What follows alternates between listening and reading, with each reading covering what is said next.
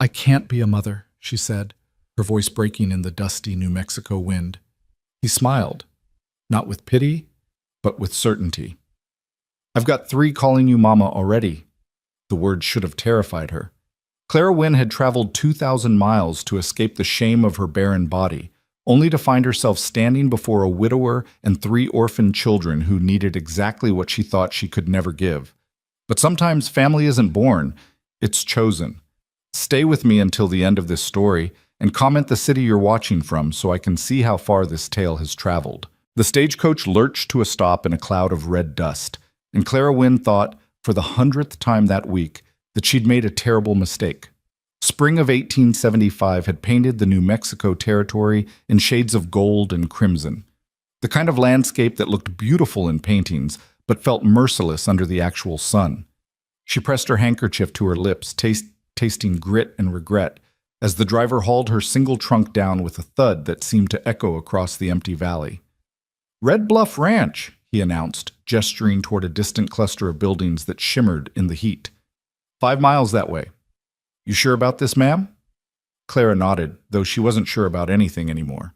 She'd stopped being sure the day Dr. Morrison in St.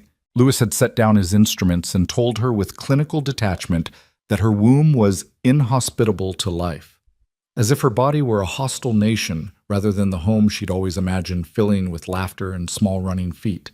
The whispers had started immediately. Poor Clara, such a shame. What man will want her now? Even her own sister had looked at her with that peculiar mixture of pity and relief that seemed to say, "Better you than me." So Clara had done what desperate women had done since the beginning of time. She'd run.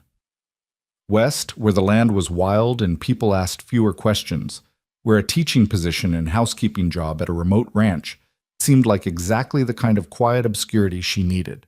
The driver tipped his hat and climbed back onto his perch. "Good luck to you, Miss Wynne. You're going to need it out here." She watched the stagecoach disappear into a shrinking dot on the horizon, then picked up her satchel, the one containing everything she owned: 3 dresses, 2 books, a silver locket with her mother's picture, and the letter from Landon Pierce that had brought her here, seeking educated woman for teaching and household management, 3 children, room and board plus modest salary. Inquiries to Red Bluff Ranch, Mesa Verde region, New Mexico territory. It had been the 3 children that decided her. Not because she wanted to be near children, God, that would hurt too much, but because it meant she'd be busy, occupied, too exhausted at the end of each day to think about what she'd lost, or rather, what she'd never had. The walk to the ranch took longer than she'd anticipated. Her boots, sensible for Missouri mud, proved treacherous on loose desert stone. Twice she stumbled, catching herself on scrub brush that scratched her palms. The sun beat down like a physical weight, and her corset, already too tight for the altitude, made each breath a deliberate effort. By the time the ranch buildings came into clear view, Clara's dress was soaked through with perspiration, her face burned despite her bonnet, and she was seriously reconsidering every decision that had led to this moment. Red Bluff Ranch sprawled across a natural plateau, protected on 3 sides by rust-colored cliffs that gave the place its name. The main house was larger than she'd expected, 2 stories of weathered wood with a wide porch that wrapped around the front. Outbuildings scattered around it like children clustering near their mother. A barn, a stable, what looked like a bunkhouse, and several smaller structures she couldn't identify. It should have looked welcoming. Instead, it looked lonely. The kind of place where silence wasn't peaceful, but oppressive, where the wind carried ghosts instead of birdsong. Clara straightened her spine, smoothed her skirts, and approached the house with what remained of her dignity. A man stood on the porch, watching her approach with an expression she couldn't read. Landon Pierce, she presumed, though the letter hadn't prepared her for the reality of him. He was tall, maybe 6 feet, with the kind of broad shoulders that came from actual labor rather than good tailoring. His hair was dark, shot through with silver at the temples, and his face was weathered in that way that made men look either older or more distinguished, depending on your perspective. He wore simple rancher's clothes, denim pants, a faded blue shirt, boots that had seen better years. But it was his eyes that stopped her, dark brown, almost black in the shadow of the porch, and holding something that looked like carefully controlled exhaustion. This was a man hanging on by his fingernails, Clara realized, and she'd just arrived to either help him or make everything worse. Mr. Pierce? Her voice came out steadier than she felt. He nodded once. Miss Wynne, you made good time. The stagecoach was early. She climbed the porch steps, grateful for the shade. I hope my arrival isn't inconvenient. Something that might have been humor flickered across his face. Inconvenient would have been you not showing up at all. Come inside. You'll want water. The interior of the house was dim and mercifully cool. Clara's eyes took a moment to adjust from the brutal sunlight. When they did, she found herself in a large front room that served as both sitting area and dining space. The furniture was simple but well made, a long wooden table, chairs with actual cushions, a bookshelf that made her heart lift with unexpected hope. But it was the details that told the real story. Dust on every surface, dishes stacked haphazardly on the sideboard, a woman's shawl draped over a chair back, untouched for so long it had faded from purple to gray. A widower's house, a home that had forgotten how to be one. Landon returned with a tin cup of water, which Clara accepted gratefully. She drank deeply, not caring about the unladylike gulps, then set the cup down with a decisive clink. I should be direct, Mr. Pierce. She folded her hands in front of her, calling on every ounce of the schoolteacher's authority she'd cultivated over 10 years of managing rowdy classrooms. I came about the teaching and housekeeping position advertised in your letter, but there's something you should know before we go any further. His eyebrows lifted slightly, waiting. Clara took a breath. This was always the hard part, the moment when pity flooded in and opportunity flooded out. I can't have children. The words came out flat, matter of fact. She'd practiced this speech on the stagecoach, determined to control the narrative before someone else did. I'm barren. The doctor was quite clear. If that affects your willingness to employ me, I understand. But I won't work under false pretenses. The silence that followed felt eternal. Clara watched Landon's face, waiting for the usual response. The awkward clearing of throat, the careful step backward, the polite excuses about finding someone more suitable. Instead, he picked up his own cup of coffee from the table and took a long sip, as if she'd just commented on the weather rather than revealed her most shameful secret. Then he set the cup down and said, without a trace of pity or surprise, Good. I've already got 3 calling you Mama. Clara's breath caught. I beg your pardon? June, Thomas, and Willa. He gestured toward the hallway that led deeper into the house. 8, 6, and 3. They've been calling every woman who walks through that door Mama since my wife died 2 years ago. The last 3 housekeepers quit within a month. His dark eyes met hers directly. I'm not looking for someone to give me more children, Miss Wynne. I'm looking for someone who won't run when these 3 decide you're theirs. Before Clara could respond, the hallway erupted with noise. A small girl with wild brown braids came tearing around the corner, pursued by a boy with dirt on his face and determination in his eyes. The girl, June, Clara guessed, skidded to a stop when she saw the stranger in her front room, her eyes going wide and assessing. The boy, Thomas, crashed into his sister's back, stumbled, and caught himself on the doorframe with the practiced ease of someone used to chaos. And from somewhere deeper in the house came the distinctive wail of a toddler who'd just woken from a nap. That's Willa, Landon said unnecessarily, already moving toward the sound. She's teething, again. He disappeared down the hallway, leaving Clara alone with 2 children who were studying her with the kind of intense scrutiny usually reserved for strange insects or potential threats. June spoke first. Are you the new lady? Clara had taught enough children to know that honesty, delivered simply, was always the best policy. I'm Clara Wynne. I'm here about a job. The last one cried, Thomas offered helpfully. Mrs. Henderson. She cried when Willa threw oatmeal at her. The one before that quit because of the spider, June added, with what Clara suspected was suppressed glee. It wasn't even poisonous. And the one before that, that's enough. Landon's voice came from the hallway, mild but firm. He emerged carrying a red-faced toddler who was indeed teething, if the drool-soaked front of her dress was any indication. Don't scare off Miss Wynne before she's even seen her room. Willa twisted in her father's arms to stare at Clara with enormous brown eyes. Her father's eyes, streaming tears. Her lower lip trembled. Clara, operating purely on instinct, reached into her satchel and pulled out a clean handkerchief. Not the dusty one from the stagecoach, but the embroidered one she'd been saving. She held it out to the little girl. "That's very pretty lace," she said quietly. "Would you like to hold it?" Willa's sobs hiccuped to a stop. A chubby hand reached out, grabbed the handkerchief, and immediately stuffed a corner of it into her mouth. "Willa, no," Landon started, but Clara shook her head. "It's just cloth. Let her have it." Something shifted in the room then, subtle but unmistakable. June and Thomas exchanged glances. Landon's shoulders dropped a fraction of an inch. Even Willa seemed to settle, gnawing contentedly on expensive embroidered linen. "Your room's upstairs," Landon said finally. "Second door on the right. It's small but private. There's a wash basin and a window that catches the morning light. Supper's at 6. I'll expect you to start teaching the older two tomorrow, if you're staying." It was phrased as a statement, but Clara heard the question underneath. She looked around the dusty house with its beautiful bones and neglected corners, at the three children watching her with varying degrees of hope and skepticism, at the widower who'd somehow managed to keep all of this together through sheer stubborn will. This wasn't what she'd expected. It wasn't the quiet refuge she'd imagined. It was messier, louder, more complicated. But standing there in that sun-striped front room with a teething toddler drooling on her handkerchief and two wild children waiting to see if she'd run, Clara felt something she hadn't felt since Dr. Morrison's pronouncement, needed.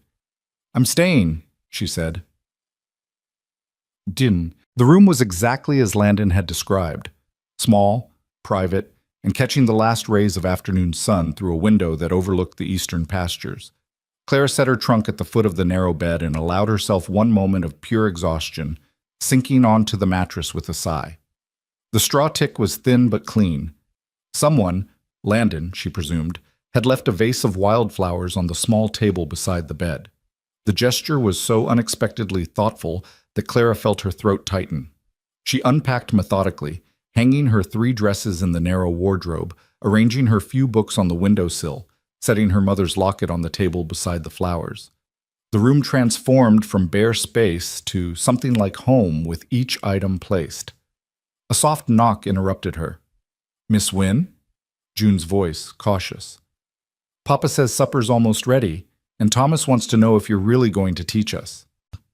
Clara opened the door to find both children hovering in the hallway, June still in her dusty dress, Thomas with what looked like fresh dirt on his face despite having been indoors. "I am," Clara confirmed. "Do you like learning?" Thomas shrugged. "It's okay. The last teacher only knew McGuffey readers. We've finished those already." June elbowed him. "Don't brag." "It's not bragging if it's true." "Children who finished McGuffey readers should certainly have learned better manners," Clara observed, but she softened it with a slight smile. "What would you like to learn?" The question seemed to surprise them. June's eyes lit up with sudden hope. "Stories? Real ones, not just primers? And mathematics?" Thomas added quickly. "Papa says I need to know figures for the ranch, but Mrs. Henderson only taught us addition." "Stories and mathematics," Claire repeated, filing the information away. Bright children, then, hungry for more than they'd been given. "I think we can manage that. Now, should we go see about this supper?" The dining room table had been set with mismatched plates and bent forks, but someone had attempted to make it nice. A checkered cloth, napkins folded if not precisely pressed. Landon was ladling stew from a pot when they entered. Willa perched on a high chair improvised from what looked like a regular chair with boards nailed across the arms. The toddler still had Clara's handkerchief clutched in one fist. "Sit anywhere," Landon said, not looking up from his task. "We don't stand on ceremony here." Clara chose a seat across from June, next to the high chair. The stew, when Landon set it before her, smelled better than she'd expected. Rich with meat and vegetables, seasoned with something that might have been sage. "You cook?" she asked, unable to hide her surprise. A ghost of a smile crossed his face. "I feed us. Whether it counts as cooking is debatable." "It's good," Thomas announced through a mouthful. "Better than Mrs. Henderson's. She burned everything." "Thomas." "Manners." Landon's voice was mild, but the boy immediately closed his mouth and chewed. They ate in relative silence, punctuated by Willa's cheerful babbling and the clink of spoons on tin plates. Clara found herself studying the family dynamic, the way June automatically cut her meat into smaller pieces for her little sister, how Thomas sat up straighter when his father looked at him, the careful distance Landon maintained even while serving second helpings. This was a family held together by routine and necessity, not warmth. It functioned, but it didn't flow. "Miss Wynne," June's voice pulled her from her thoughts. "Where are you from?" "Missouri, a town called Independence. Have you heard of it?" The girl shook her head, but her eyes were bright with interest. "Is it very far?" "Very far," Clara confirmed. "I traveled for almost 2 weeks to get here." "Why'd you come?" Thomas asked bluntly. "Papa's advertisement said it was for teaching and housekeeping, but ladies from Missouri don't usually come to ranches in the middle of nowhere." "Thomas." Landon's tone held warning this time, but Clara shook her head. "It's a fair question." She set down her spoon and considered how much truth to offer. "Sometimes people need a fresh start, new places, new opportunities. Your father offered both." It wasn't the whole truth, but it was enough of it. June seemed to accept this, but Thomas continued to study her with eyes too old for his 6 years. This was a child who'd learned to read people, to assess threats and allies. Clara recognized the look. She'd worn it herself as a girl after her father died, leaving her mother to manage a household on widow's wages. After supper, while Landon settled Willa for the night, Clara found herself alone with the older children in the front room. June had pulled out a slate covered in careful letters, while Thomas was attempting to read from a tattered book by lamplight. "May I see?" Clara asked, gesturing to the slate. June handed it over hesitantly. The letters were well formed, the spelling impeccable for an 8-year-old. At the bottom, she'd written a sentence in careful cursive. "The sky is red when the sun goes down." "That's beautiful," Claire said softly. "Do you like to write?" June's face transformed. I do. I write things down all the time. About the ranch, about the horses, about..." She stopped abruptly, the light dying from her eyes. "About Mama, before I forget." Clara's heart cracked open. She knew that fear, the terror of forgetting, of losing even the memory of someone loved. She'd felt it after her own mother passed. "That's very wise," she said, handing back the slate. "Memories are precious. We should always write down the important ones." Thomas looked up from his book. "Can you really teach us things? Real things?" "I taught in a schoolhouse for 10 years, Clara told him. "I can teach you mathematics through algebra, Latin if you're interested, geography, history, natural sciences." "Sciences?" Thomas sat up straighter. "Like about animals and rocks?" "Exactly like that." The boy's face split into a grin that transformed him from wary to eager in an instant. "The last teacher said science wasn't important, that we just needed reading and sums." "Then the last teacher was wrong," Clara said firmly. "Science is how we understand the world. It's the most important subject there is, besides literature." "Not mathematics?" June teased. "Well, mathematics too. Really, everything is important if you're curious enough." They peppered her with questions then, about Missouri, about cities, about whether she'd ever seen the ocean. Clara answered as best she could, watching them slowly unfold from guardedness into something approaching normal childhood enthusiasm. When Landon returned, he stopped in the doorway, watching the scene with an expression Clara couldn't quite read. There was something like relief in it, mixed with something else, maybe fear, or maybe just exhaustion so deep it had become permanent. "Time for bed," he announced, and both children groaned in perfect unison. "But Miss Wynne was telling us about steamboats," June protested. "The steamboats will still exist tomorrow," their father replied dryly. "Go on, you know the routine." The children trudged toward the hallway, but June paused at the doorway. "Miss Wynne, you're really staying? You won't leave like the others?" The question hung in the air, weighted with too much hope and too much fear. Clara thought about running, about how easy it would be to say this was a mistake, to catch tomorrow's stagecoach back to civilization, to find a position somewhere quieter, simpler, safer. But she looked at June's desperate eyes and Thomas's careful blankness and thought about a little girl upstairs clutching an embroidered handkerchief, and she knew the truth. She'd already stayed longer than she'd planned. "I'm staying," Claire said. "I gave your father my word." After the children had been tucked in, a process that took longer than Claire expected, involving multiple requests for water and one false alarm about a scorpion, she found herself back in the front room with Landon. He'd poured himself a small measure of whiskey and was staring into it like it held answers. "They don't usually warm up that fast," he said finally. Clara settled into the chair across from him. "Maybe they're tired of being suspicious." "Maybe." He took a sip. "Or maybe they've just gotten better at spotting who's going to run and who might stick around." "And which am I?" "Haven't decided yet." The honesty was almost refreshing. Clara found herself appreciating his directness. No false promises, no easy reassurances. "Your wife," she said carefully. "How long has it been?" 2 years this June. Fever took her in 3 days. His voice was flat, reciting facts rather than feeling them.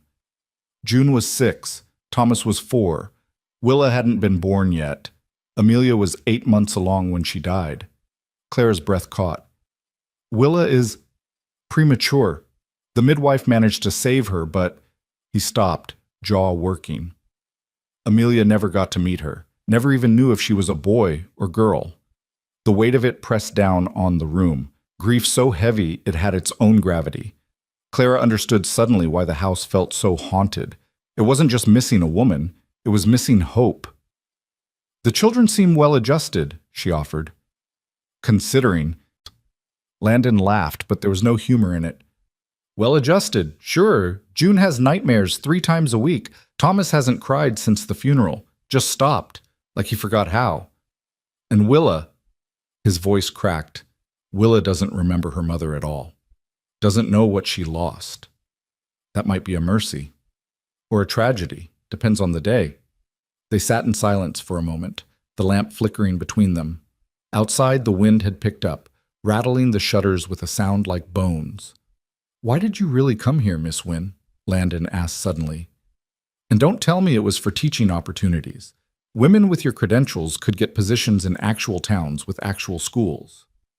Clara considered lying, but she was tired and he'd been honest with her, and somehow in this dusty room at the edge of the world, the truth felt safer than deception. "I was engaged," she said quietly. 3 years. We were supposed to marry last fall, but when the doctor told me I couldn't have children, Charles..." She stopped, surprised by how much it still hurt. "He said he understood. He said it didn't matter, but 2 months later he was courting the daughter of his business partner. They're married now. I heard she's expecting." Landon's expression darkened. "He's an idiot." "He's practical," Clara corrected. "Men need heirs. I can't provide them. It's simple arithmetic." "It's not arithmetic, it's cowardice." He set his glass down with more force than necessary. Real men don't abandon their promises because circumstances change. Something warm flickered in Clara's chest. Not attraction, not yet, but something like recognition. This was a man who understood loyalty, who knew what it cost to keep showing up when everything felt impossible. "In any case," she continued, "I needed to leave. The whispers were everywhere. Poor, barren Clara. What a waste. I couldn't walk to the market without seeing pity in everyone's eyes. So when I saw your advertisement..." She shrugged. "It seemed like divine intervention or desperate coincidence. And now you're here, in the middle of nowhere, with 3 children who aren't yours." "Yes," Clara agreed, "though I'm beginning to think not mine might be more complicated than I expected." Landon studied her for a long moment. "They'll break your heart," he said finally. "Fair warning. They'll need you and love you and test you until you want to scream, and if you leave, it'll destroy them. They've already lost too much." "I know." "Do you?" He leaned forward, intensity burning in his dark eyes. "Because I've had 3 housekeepers in 18 months, Miss Wynne. 3 women who looked at my children like they were temporary problems to manage until something better came along. I can't do that to them again. If you're not sure, if there's any chance you'll run when things get hard, tell me now, please." Clara thought about Charles and his practical decision to marry someone more useful. About her sister's relieved pity. About Dr. Morrison's clinical pronouncement that had defined her as broken. And then she thought about June's desperate question, "You're really staying?" And the way Thomas had grinned when she'd mentioned science, and a toddler named Willa who still had her embroidered handkerchief. "Things are already hard," Clara said, "and I'm still here." It wasn't a promise, not yet, but it was a beginning. Landon nodded slowly, something like hope flickering across his weathered face. "Then I guess we'll find out what you're made of." He stood, collecting his glass, and paused at the doorway. "Thank you, Miss Wynne, for staying, even for tonight." "Clara," she said impulsively, "if your children are going to call me Mama, you might as well use my given name." A real smile then, small but genuine. "Clara, good night." "Good night, Landon." After he left, Clara sat alone in the lamplight, listening to the house settle around her. Somewhere upstairs, a child coughed. The wind rattled the shutters. The lamp oil burned low, casting dancing shadows on the walls. This wasn't the quiet refuge she'd imagined. It was messy and complicated and full of grief she hadn't earned. But as Clara finally climbed the stairs to her small room, she found herself thinking that maybe, just maybe, this broken place was exactly where a broken woman needed to be. In the morning, she'd start teaching. She'd sweep the dust from corners and bring order to chaos. She'd learn the rhythms of this household and find her place in them. But tonight, she was simply Clara Wynne, a woman who couldn't have children, sleeping in a house full of them. And for the first time in 2 years, she didn't feel like a failure. She felt like she might, someday, somehow, feel like home. Clara woke to the sound of something crashing in the kitchen below, followed by a child's muffled curse that would have made a sailor blush. She sat bolt upright in the unfamiliar bed, momentarily disoriented by the slant of morning light through the window and the smell of wood smoke drifting up through the floorboards. The second day. She'd survived the first night. She dressed quickly in her plainest calico dress, the one she'd designated for actual work rather than making impressions, and twisted her hair into a practical bun.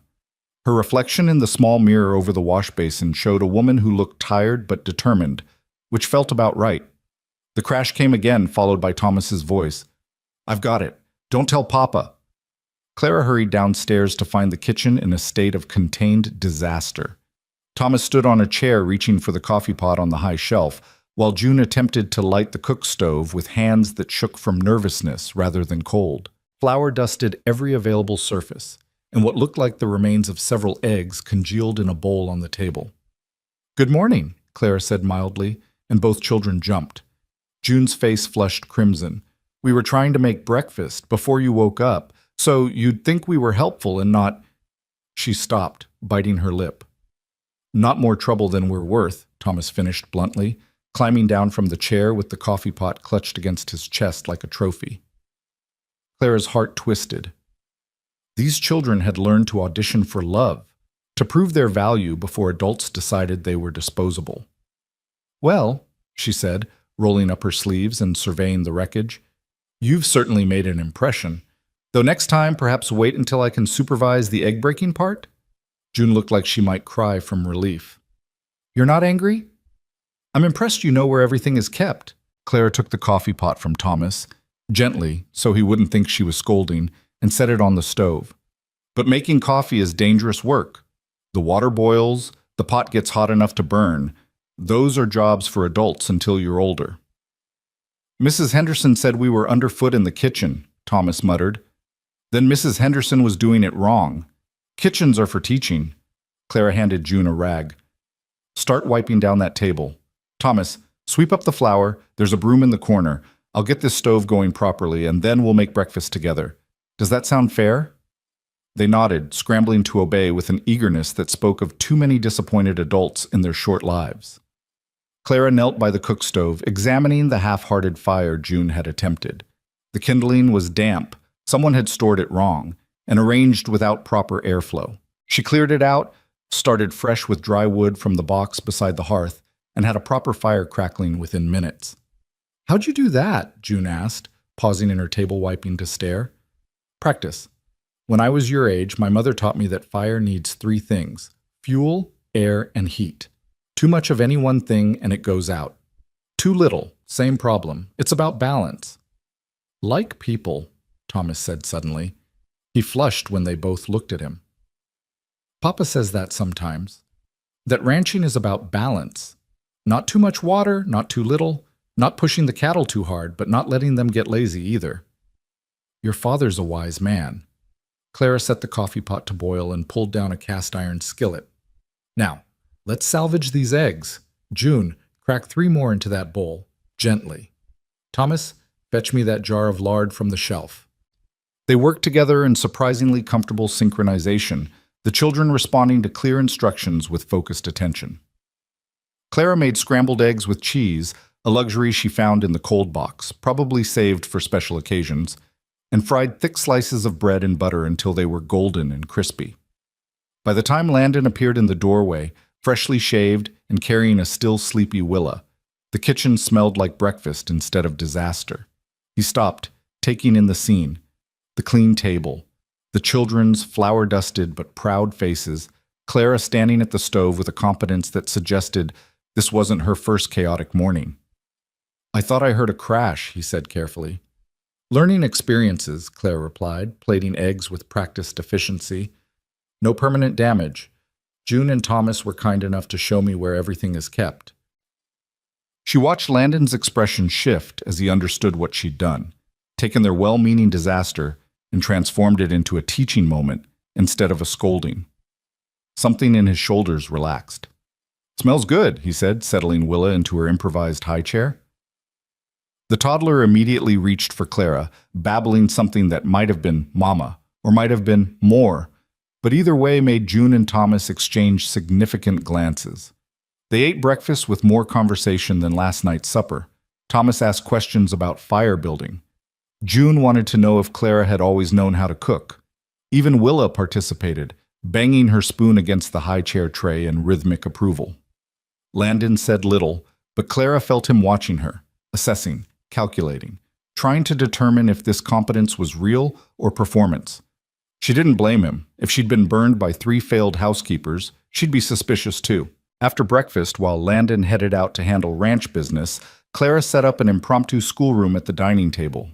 She'd brought few possessions, but among them were 2 treasures she'd carried from Missouri, a primer of advanced reading that went well beyond McGuffey, and a mathematics workbook that had served her well with older students. June and Thomas appeared with their slates, eyeing the books with a mixture of hope and skepticism. All right, Claire began, settling into the familiar rhythm of teaching. June, you said you'd finished McGuffey Readers. Let's test that claim. Read this passage aloud. She opened to a section from Shakespeare, simplified but still Shakespeare. June's eyes widened, but she bent to the task, sounding out the unfamiliar words with careful deliberation. That's from a play, the girl said when she'd finished, about fairies. I don't understand all of it, but... She looked up hopefully. Is there more? There's much more, and we'll read it together, and I'll help you understand the parts that are confusing. Clara turned to Thomas. Your turn. If a rancher has 50 head of cattle and he sells 1/5 of them at market for $12 each, how much money does he make? Thomas's brow furrowed in concentration. Claire could almost see him working through the problem, calculating the fraction, then the multiplication. His lips moved silently as he counted. $120, he said finally, then added with less certainty, I think? That's exactly right. Now, same rancher buys feed that costs $3 per 100 pounds. If each cow eats 20 pounds of feed per month, how much does it cost to feed the remaining cattle for 1 month? The boy's face lit up with the challenge. This wasn't boring addition and subtraction from a primer. This was mathematics that meant something, that connected to his world. They worked through the morning, and Clara found herself falling into the old familiar pleasure of teaching. June absorbed literature like a flower drinking rain, asking questions that showed real comprehension. Thomas attacked mathematics with determined focus, occasionally needing help but never giving up. Around mid-morning, Willa toddled into the room, having escaped from whatever corner Landon had left her in. She headed straight for Clara, arms up in the universal demand to be held. Mama, she said clearly. Up. June sucked in a breath. Thomas went very still. Clara's heart hammered against her ribs. This was the moment, the first real test. She could correct the child, establish boundaries, make it clear she was Miss Wynne, the teacher and housekeeper, not their mother. But Willa's brown eyes were so trusting, her chubby arms so insistent, and Clara found she couldn't do it. Not today. Maybe not ever. She lifted the toddler onto her lap, settling her against one hip, while she continued explaining fractions to Thomas with her free hand. Willa leaned into her warmth, thumb finding its way to her mouth, and within minutes had fallen asleep against Clara's shoulder. When Clara looked up, she found June staring at her with naked hope. "The others always said no," the girl whispered. When Willa called them Mama, they said it wasn't proper, that she needed to learn the difference. "She's 3 years old," Clara said quietly, "and she's never known a mother. If it comforts her to have the word, what harm does it do?" "It means you're staying," June's voice cracked on the last word. "Doesn't it? You wouldn't let her call you that if you were going to leave." Clara looked at the sleeping child in her arms, at Thomas's carefully neutral expression that didn't quite hide his desperate attention, at June's eyes bright with tears she refused to shed. She thought about the promise she'd made to herself on the stagecoach, that she would keep emotional distance, that she would teach and manage the household but not get attached, that this would be a job and nothing more. That promise, she realized, had lasted approximately 14 hours. "I'm staying," Clara said, and felt the words settle into her bones like truth. "For as long as you'll have me." June burst into tears, not sad ones, but the kind that came from pressure finally released. Thomas ducked his head, but not before Clara saw him swipe at his eyes. Even Willa stirred in her sleep, as if sensing the shift in the room's emotional weather. They worked through the rest of the morning in a different atmosphere, looser, warmer, as if Clara's words had granted them permission to hope. When Landon came in for the noon meal, he found the 3 children clustered around Clara at the table, working together on a geography lesson that involved drawing maps in the dirt June had tracked across the floor. "Learning or making a mess?" he asked, but there was amusement in his voice. "Both," Clara replied. "The best education usually is." They ate cold beef and bread, Clara having been too occupied with teaching to prepare anything elaborate. Landon didn't complain. After the meal, he lingered while Clara cleaned up, the children having been sent outside to burn off energy. "They called you Mama," he said quietly, scrubbing a plate with more attention than necessary. Willa first, but then June slipped and said it too. Thomas caught himself before he did. "I know. And you didn't correct them." Clara set down the pot she was drying and turned to face him directly. "Should I have? Those children have lost enough. If they need a word that brings them comfort, I won't take it from them." Landon was silent for a long moment, studying her face like he was trying to read a difficult passage. "You understand what that means, though? If you let them call you that, they'll believe it. They'll think—" He stopped, jaw working. "They'll think you're permanent."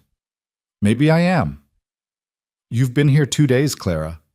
And in those 2 days, I've learned that June has nightmares about forgetting her mother's face, that Thomas counts cattle in his sleep because it calms his anxiety, that Willa was born into grief and has never known a world that wasn't shaped by loss."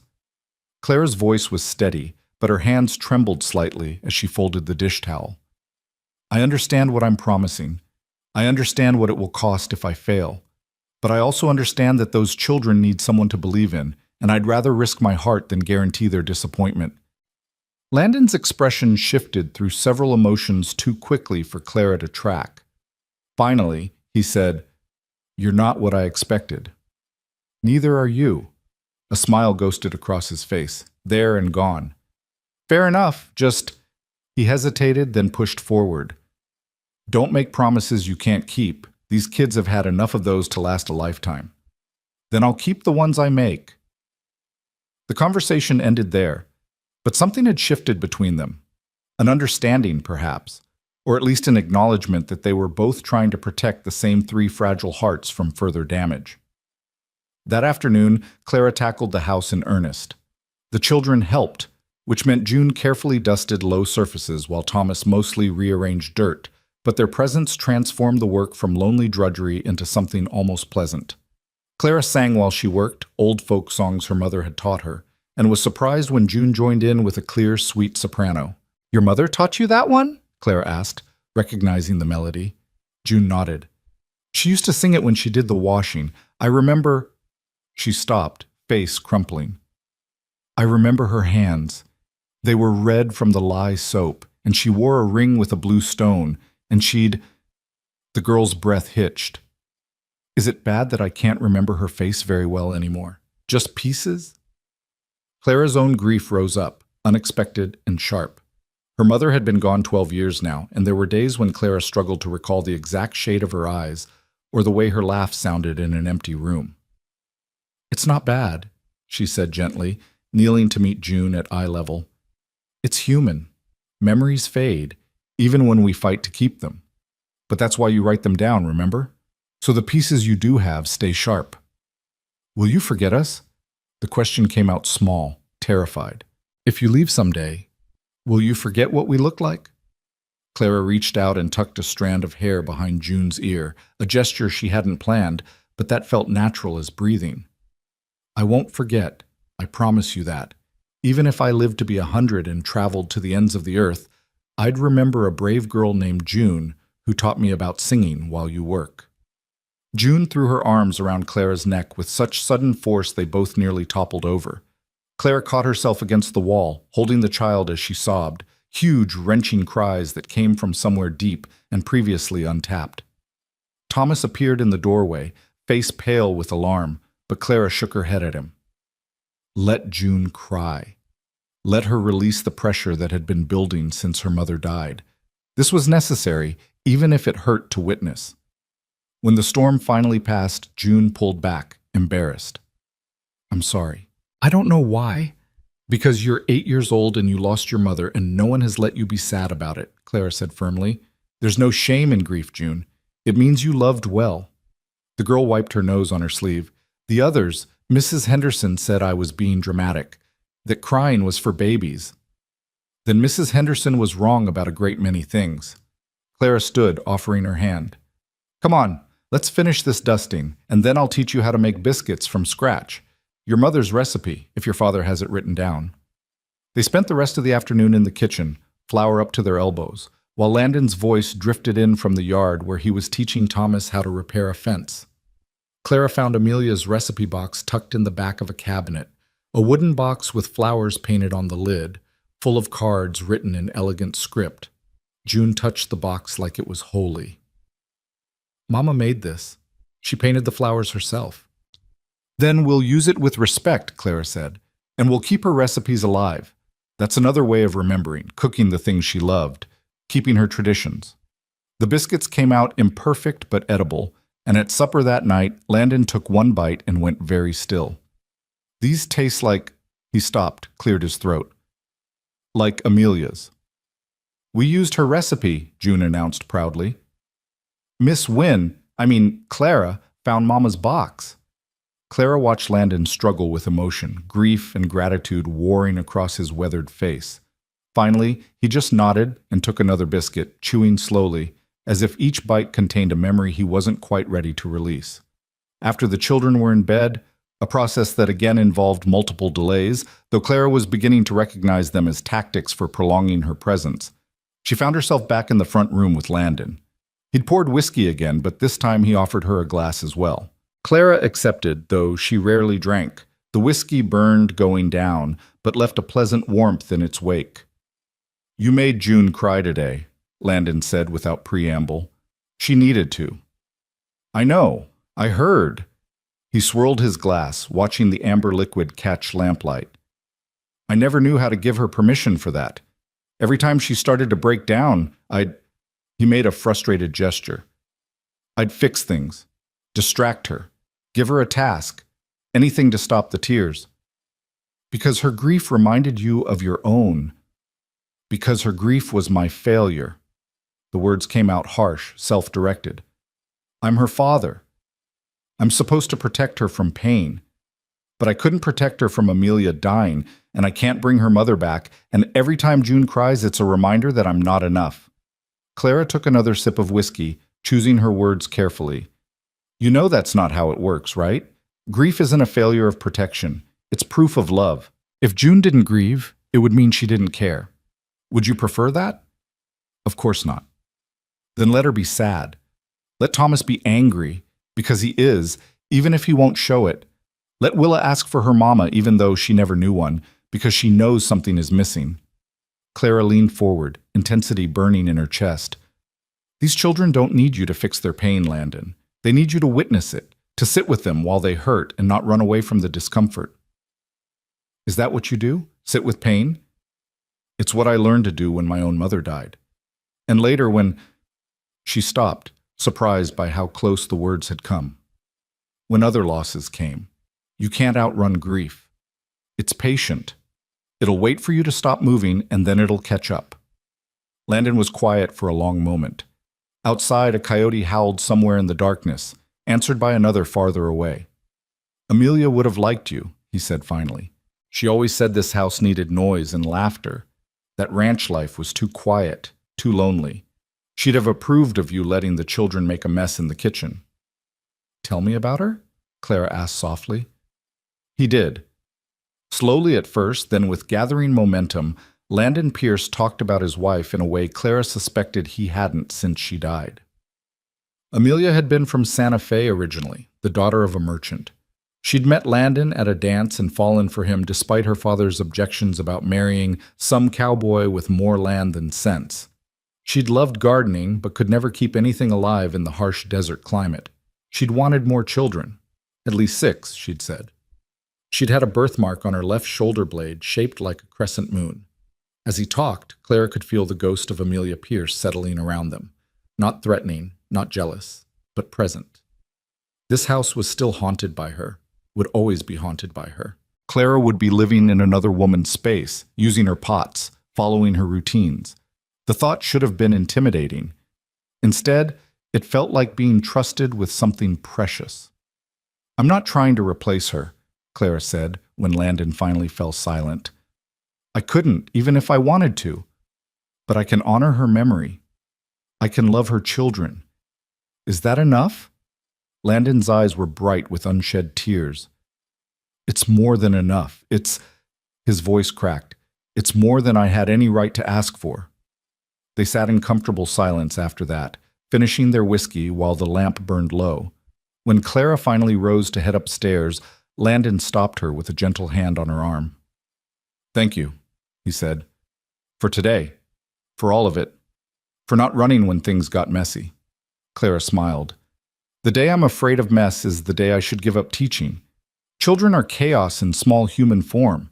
It's what makes them wonderful. She climbed the stairs to her room, her small sanctuary at the end of the hall. But before she could reach it, June's door creaked open. Clara. The girl's voice was small in the darkness. Are you really staying, even after I cried? Especially after you cried. Clara moved to the doorway, keeping her voice low so as not to wake Thomas in the adjacent room. Tears don't scare me away, June. They're just feelings trying to get out. Nothing wrong with that. The others said I was too much, too emotional, too needy. Then the others were fools who didn't deserve you. Clara crouched down to meet June's eyes. You are exactly the right amount of everything. Don't let anyone convince you otherwise. June launched herself forward, hugging Clara with desperate strength. I'm glad you came, she whispered against Clara's shoulder. I was so scared when Papa said there was a new lady coming. I thought, she hiccuped, I thought you'd be like the rest, mean or scared or just waiting to leave. I'm not like the rest, Clara said, surprised by her own certainty. I'm exactly where I'm supposed to be. After June was tucked back in, truly asleep this time, her breathing deep and even, Clara finally made it to her own room. She lit her small lamp and sat at the window looking out over the dark expanse of the ranch. The moon was nearly full, painting everything in shades of silver and shadow. She should have been exhausted, should have fallen into bed immediately after such an eventful day.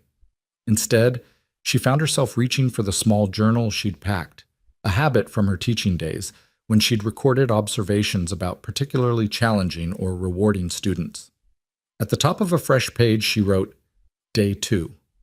Then, in careful script, Today June called me Mama and cried for the first time in months. Thomas is beginning to trust that I won't punish curiosity. Willa sleeps against my shoulder like she's known me her whole life. And Landon, she paused, pen hovering over paper. How did she describe what was happening with Landon? It wasn't romance, not yet. Wasn't even friendship, really. But there was recognition there.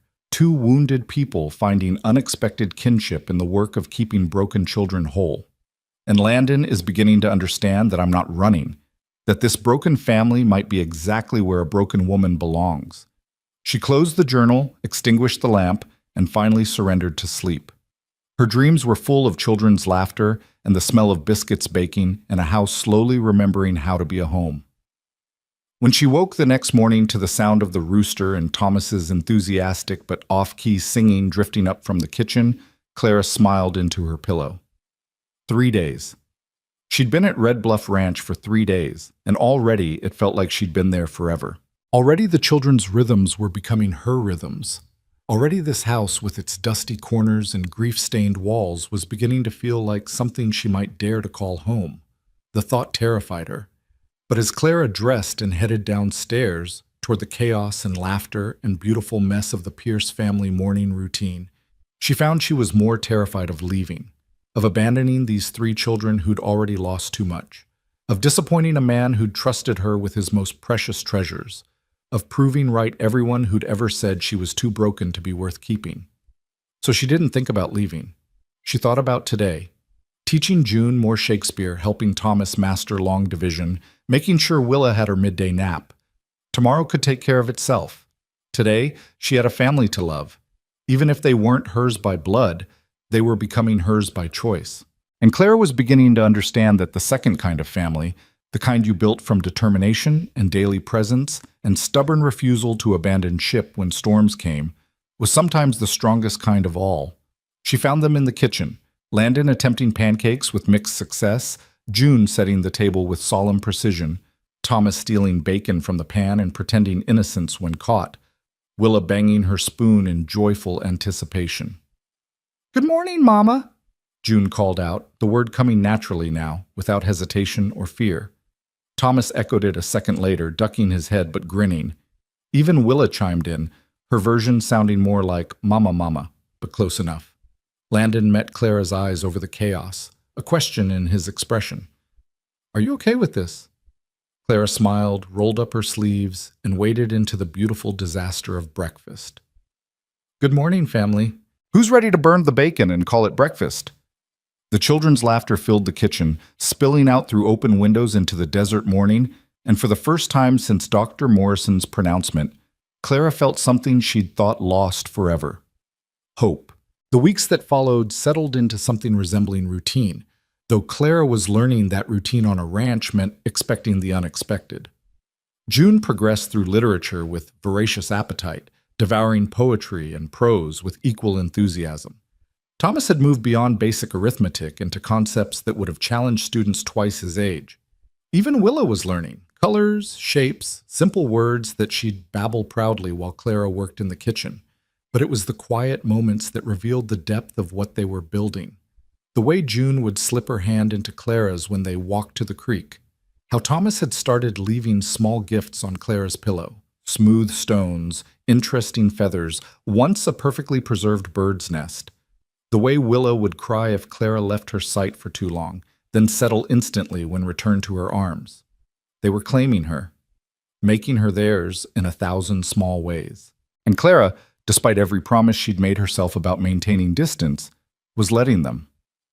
It was late May when the first real test came. Clara had been at Red Bluff Ranch for nearly 6 weeks, and the household had transformed. The dust was gone, replaced by clean surfaces and the smell of lemon oil. Amelia's garden plot, abandoned for 2 years, had been cleared and replanted with herbs and vegetables. Even the children looked different, healthier, happier, their eyes holding light instead of wariness. Landon had noticed. Clara caught him watching her sometimes, expression unreadable, as she moved through tasks that had defeated 3 previous women. But he said little, keeping whatever he felt locked behind that careful reserve. Until the afternoon they went to town.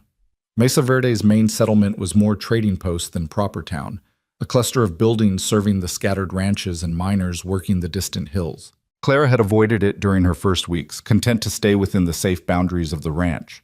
But supplies were needed, and Landon had suggested she accompany him to select fabric for new dresses for the girls. "June's growing like a weed," he'd said that morning, finishing his coffee in quick gulps. "And Willa's about to bust out of everything she owns. Figured a woman would know better what to buy than I would." So Clara had dressed in her second-best dress, the gray one with the modest bustle, and helped load the children into the wagon. June and Thomas sat in the back, legs dangling, while Willa perched between Clara and Landon on the bench seat, chattering her nonsense words to anyone who'd listen. The ride took nearly 2 hours across terrain that alternated between rocky and simply desolate. But the children kept the journey lively, pointing out landmarks and telling stories that may or may not have been true. "That's where Thomas got chased by a bull," June announced, gesturing to a distant pasture. "I wasn't chased," Thomas protested. "I was strategically retreating. You were screaming like your pants were on fire." "Was not. Was too." Clara hid her smile behind her hand while Landon's shoulders shook with suppressed laughter. "You were definitely screaming," he confirmed. "Heard you from the house. Mrs. Henderson said it was undignified." "Mrs. Henderson never got chased by a bull," Thomas muttered, which was fair. The settlement appeared as a smudge on the horizon that gradually resolved into buildings. Clara counted perhaps 15 structures total: a general store, a saloon, what might have been a boarding house, and various smaller establishments whose purposes weren't immediately clear. Landon pulled the wagon up in front of the general store, a weathered building with a hand-painted sign declaring it Morrison's Goods and Provisions. He helped Clara down, his hand lingering a moment longer than strictly necessary, then lifted Willa while June and Thomas scrambled down on their own. "I need to see about supplies," Landon said. "Morrison usually has the order ready, but it'll take time to load. You all right taking the children to look at fabric?"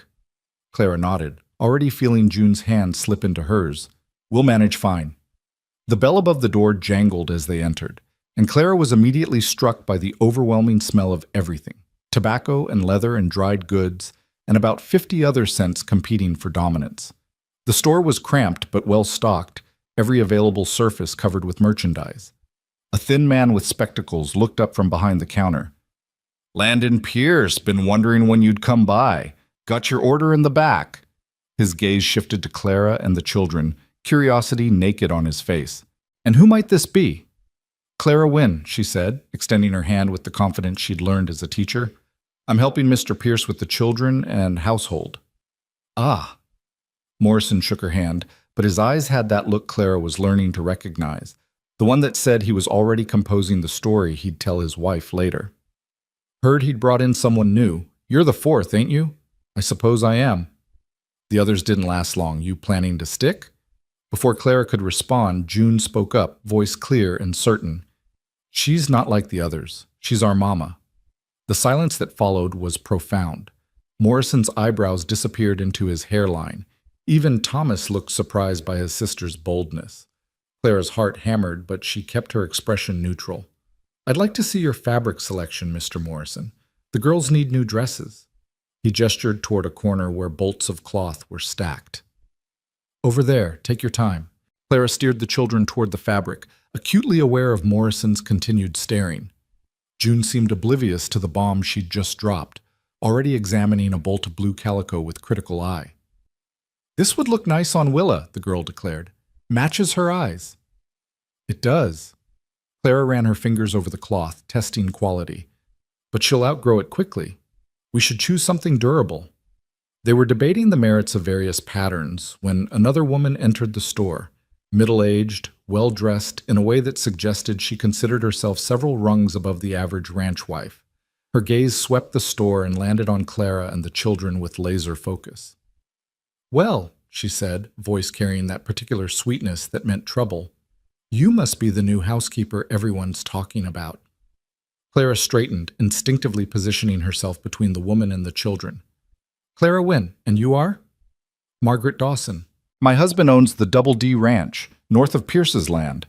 She moved closer, eyes cataloging every detail of Clara's appearance.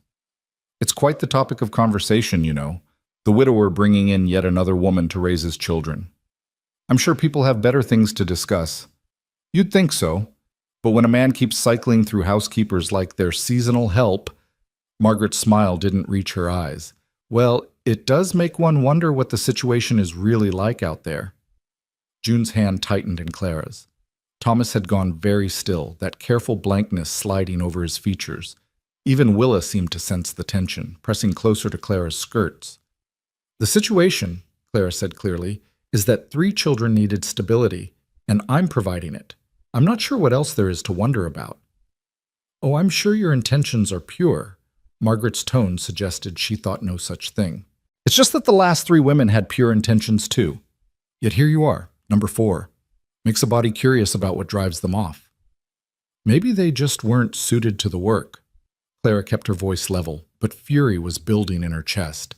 This woman was saying these things in front of the children, as if they weren't standing right there, as if they couldn't hear every implied criticism of their father. Maybe. Margaret picked up a bolt of yellow fabric, examining it with feigned interest. Or maybe there's something about living in isolation with a widower that proves too complicated for decent women. The talk, you know. People do talk. Then people should find more productive ways to spend their time. Clara's tone must have finally registered because Margaret's smile froze. I'm only trying to help. Warn you, so to speak, before you get too attached to a situation that's likely temporary. Mama's not temporary, June burst out, tears streaming down her face. She's staying! She promised! The girl's anguish cut through Clara's anger like a blade. She knelt immediately, gathering June close. Hush now. I did promise, and I meant it. But she said, she's wrong. Clara met Margaret Dawson's eyes over June's head, and her voice could have frozen water. I'm not going anywhere. Margaret's face reddened. Well, I can see you've already gotten quite familiar with the family. I hope for your sake that familiarity doesn't lead to complications. Are you quite finished, Mrs. Dawson? The new voice came from behind them. Clara turned to find Landon standing in the doorway, arms crossed, expression darker than she'd ever seen it. Margaret startled. Mr. Pierce, I didn't realize, obviously. He moved into the store with deliberate steps, positioning himself beside Clara and the children. Because if you'd realized I was here, I imagine you'd have thought twice before insulting my family. I wasn't insulting anyone. I was merely, you were implying impropriety where none exists. You were questioning Miss Wynn's character in front of my children. You were spreading the kind of poisonous gossip that decent people should be ashamed of. Landon's voice remained calm, but there was steel underneath. Is there anything else you'd like to say to Clara? Because I'm happy to continue this conversation. Margaret drew herself up. I was trying to help. No, you were trying to create scandal where there isn't one. Miss Wynn is my children's teacher and household manager. She lives in her own room. She's treated with nothing but respect. And even if none of that were true, even if every nasty implication you're making was accurate, it would still be none of your concern. He paused. Now, unless you're purchasing something, I believe you have other places to be. The woman's mouth opened and closed like a landed fish. Finally, she turned on her heel and swept out of the store, back rigid with affronted dignity. The bells jangling marked her exit like punctuation. Clara realized she was shaking. June was still crying against her shoulder, and Thomas had moved close enough that she could feel his warmth against her side. Even Willa was clinging to her skirts with both hands. I apologize for that, Landon said quietly. Margaret Dawson has made a career out of other people's business. I should have warned you she'd be circling. You shouldn't have to warn me about people being cruel. Claire's voice came out thick. Not in front of the children. No, I shouldn't. He crouched down to June's level. Hey, sweetheart, look at me. The girl lifted her tear-stained face.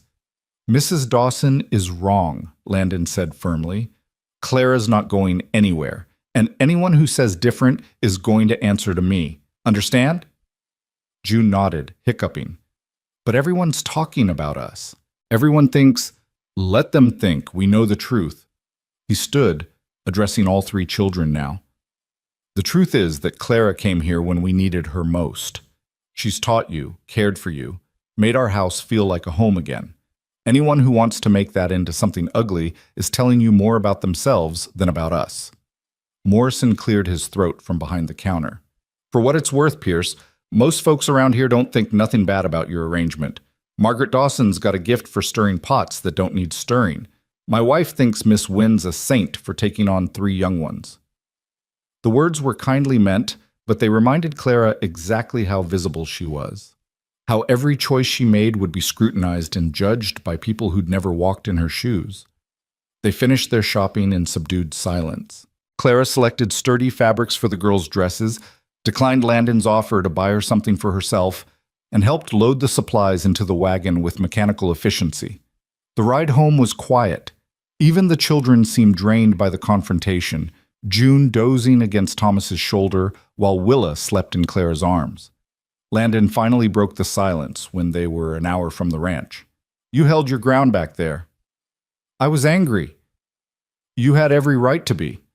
Margaret Dawson's a—" He glanced at the children, modified his language. "She's not a kind woman. She said what others are thinking."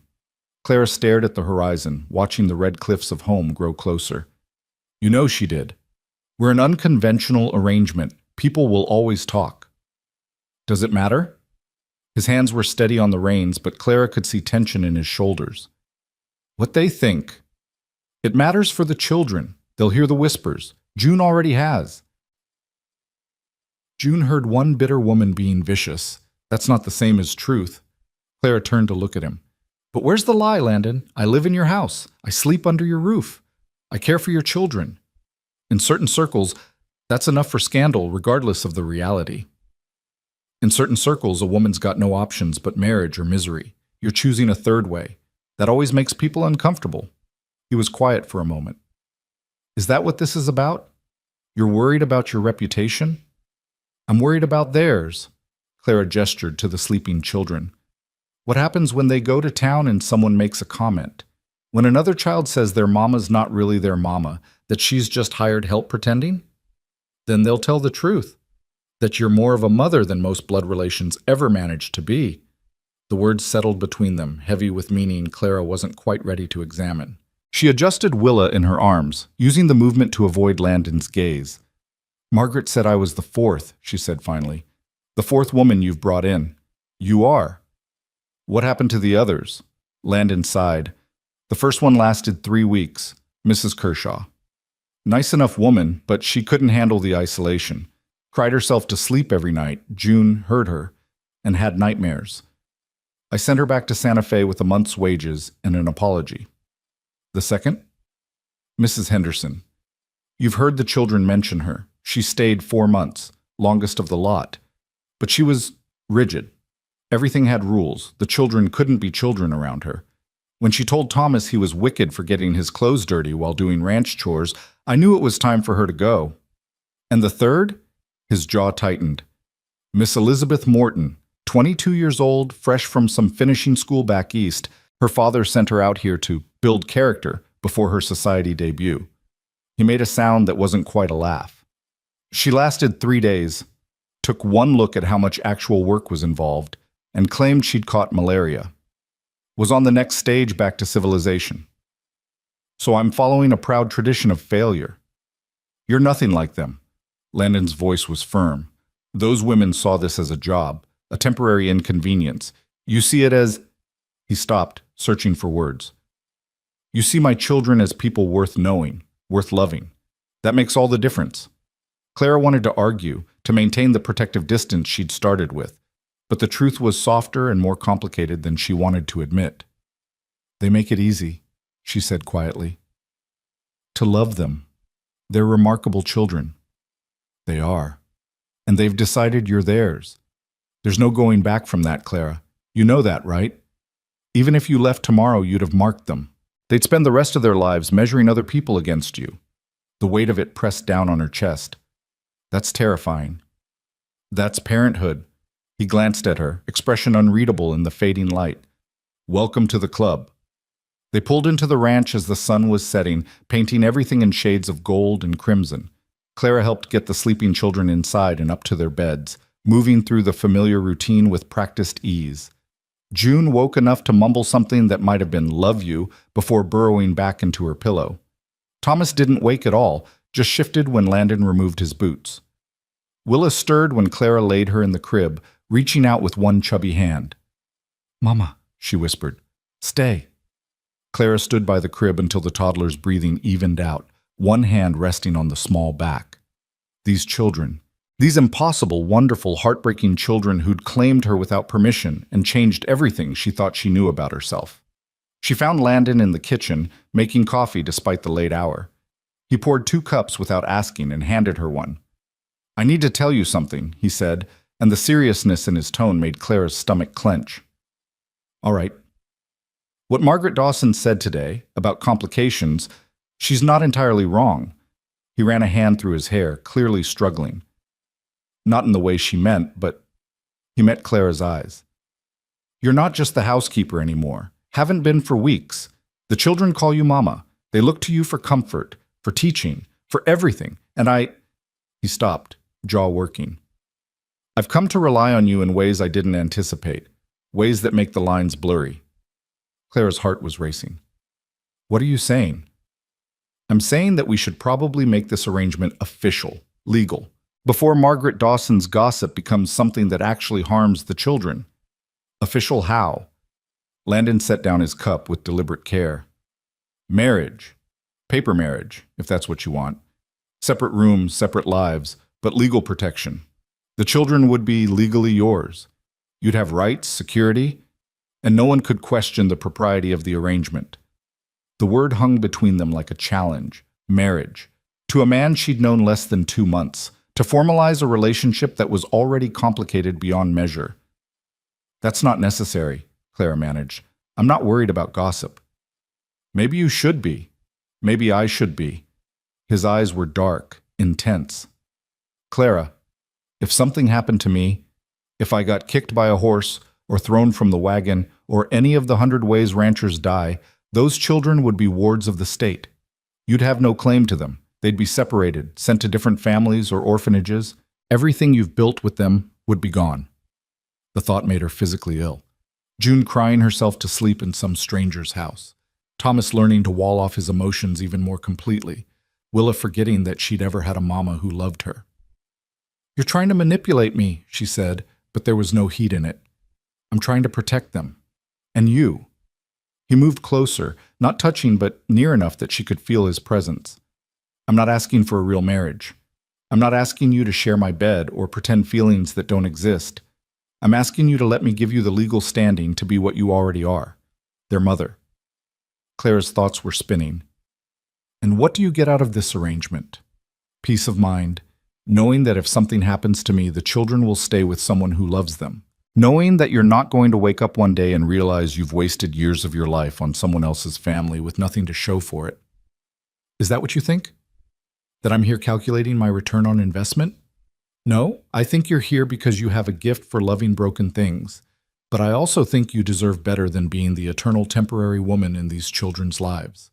His voice softened. "You deserve to be chosen, claimed, made permanent."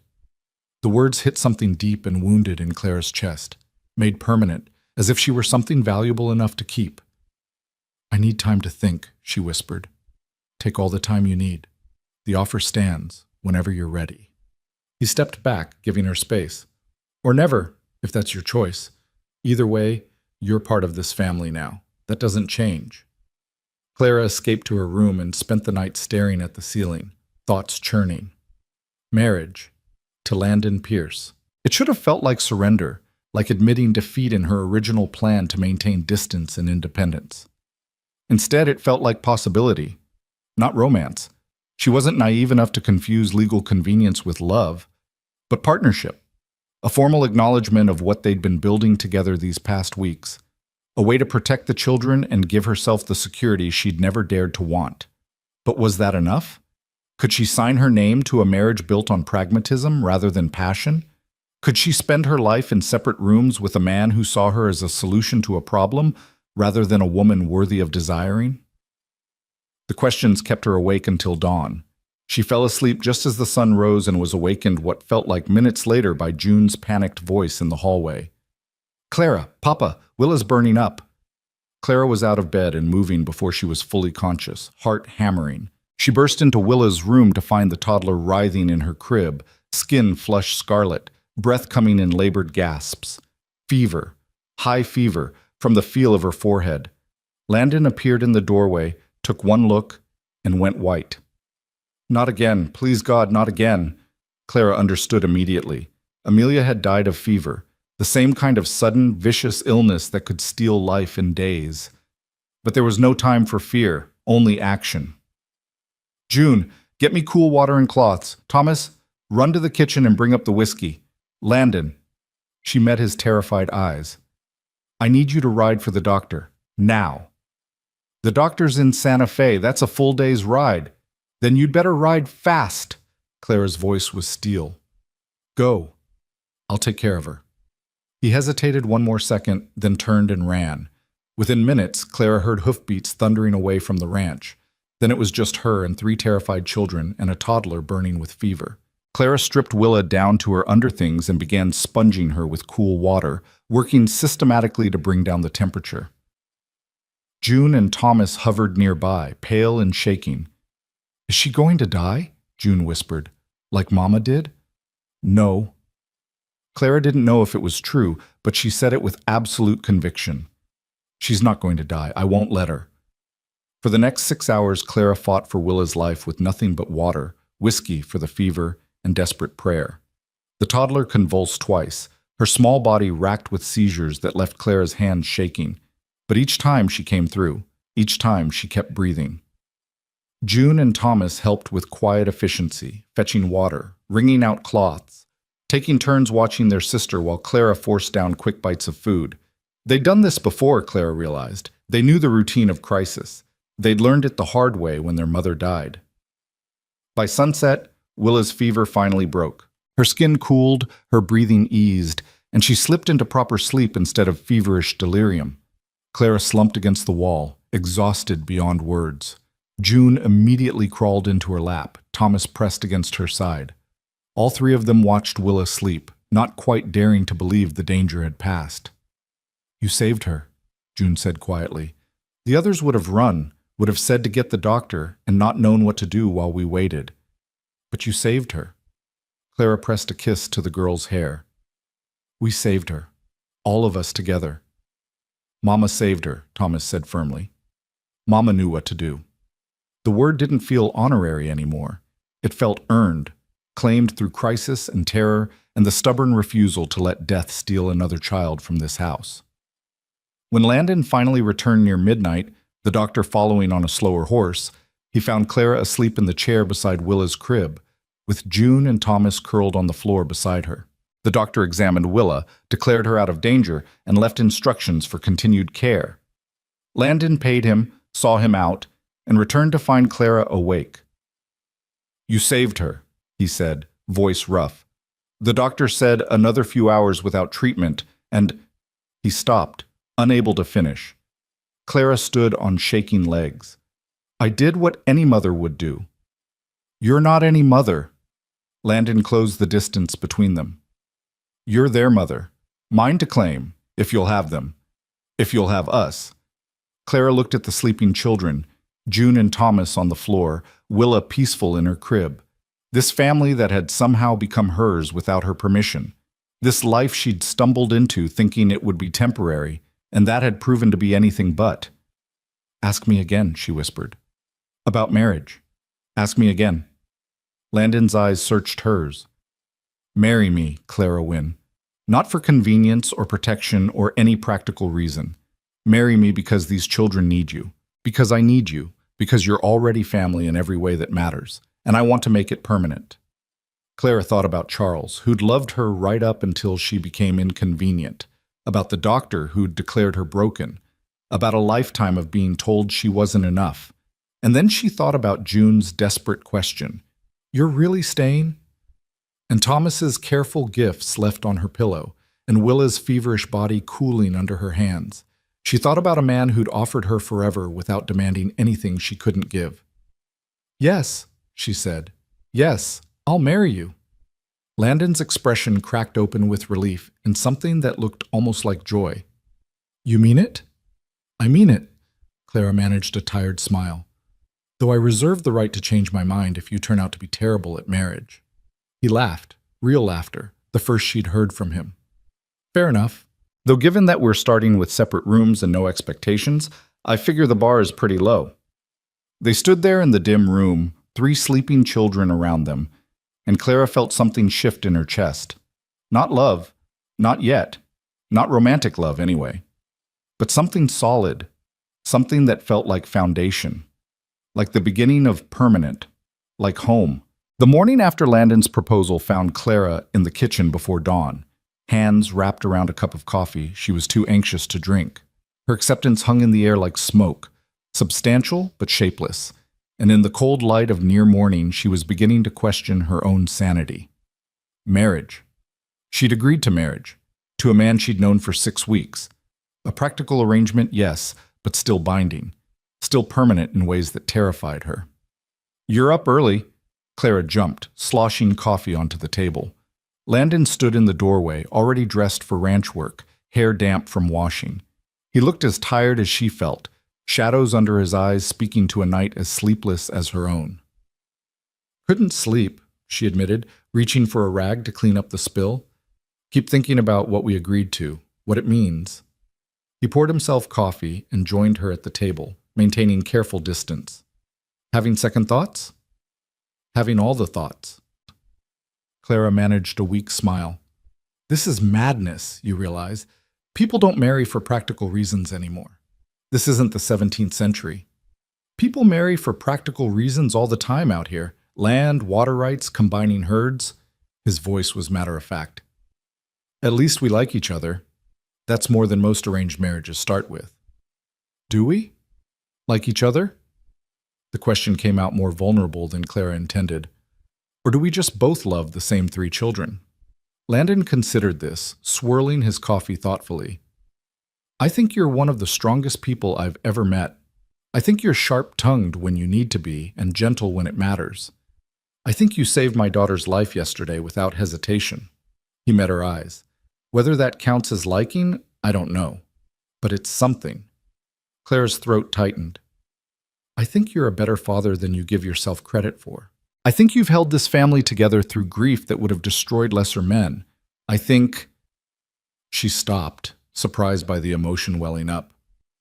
"I think Amelia chose well when she chose you." The silence that followed was heavy with things neither of them knew how to say. Finally, Landon cleared his throat and stood. "I'll ride to Santa Fe today. File the paperwork, find a minister willing to come out here. Should take a few days to arrange." He paused at the door. "Unless you want a proper ceremony, dress, guests, all that?" Clara almost laughed. "God, no. Simple is fine. The simpler, the better. Simple it is." He hesitated, hand on the doorframe. "Clara, thank you for saying yes, for all of it." Then he was gone, leaving her alone with her spinning thoughts and the slowly lightening sky. The children woke to find their father already gone and Clara making pancakes with slightly shaking hands. June appeared first, hair wild from sleep, and immediately went to check on Willa. When she returned, relief was written clear on her young face. "She's awake, asking for water and calling for you." Clara abandoned the pancakes and hurried upstairs to find Willa sitting up in her crib, looking pale but alert. The toddler's face split into a grin when she saw Clara. "Mama, up!" Clara lifted her carefully, checking for fever, for any sign of yesterday's crisis. But Willa felt cool, if a bit clammy, and her eyes were bright with their usual curiosity rather than fever haze. "How do you feel, sweet girl?" "Hungry," Willa announced. "Want pancakes." It was the most complete sentence Clara had ever heard from her, and the normalcy of it made her want to cry with relief. Instead, she hugged the toddler close and carried her downstairs, where Thomas was attempting to flip the abandoned pancakes with mixed success. "She's all right?" he asked anxiously. "She's all right, hungry even." The boy's shoulders sagged with relief. "Good. That's real good." They ate breakfast together, the children chattering about everything and nothing, seemingly determined to fill the house with noise after yesterday's terrifying quiet. Clara let the sound wash over her, watching them with new eyes. These would be her children. Legally, officially hers in a way that made her heart race with equal parts joy and terror. "Where's Papa?" June asked, sopping up syrup with her last bite of pancake. "Santa Fe. Business to handle." Clara kept her voice casual. "He'll be back in a few days." Thomas narrowed his eyes. "What kind of business?" "The boring kind. Don't worry about it." But Thomas had inherited his father's ability to read unspoken truths. He studied Clara's face for a long moment, then went very still. "You're getting married," he said flatly. "That's why he went to Santa Fe, to get papers or whatever you need." June gasped. "Really? You and Papa?" Clara considered lying, decided these children had dealt with enough deception in their short lives. "Yes. It's not. It's a practical arrangement. To make things legal. To make sure I can always be here for you, no matter what happens." "But you'll be our real mama then?" June's voice was small, hopeful. "Not just pretending?" "I'm already your real mama, papers or no papers. But yes, this makes it official." Willa, understanding nothing of the conversation's significance, banged her spoon cheerfully. "Mama! Mama!" Thomas was quiet, processing. Finally, he said, "Does this mean Papa likes you? Like the way he liked our first mama?" The question was so achingly vulnerable that Clara had to swallow hard before answering. "I think your Papa and I like each other just fine, but it's different from what he had with your mother. This is about taking care of all of us. Making sure we're a family that can't be broken apart." "Good."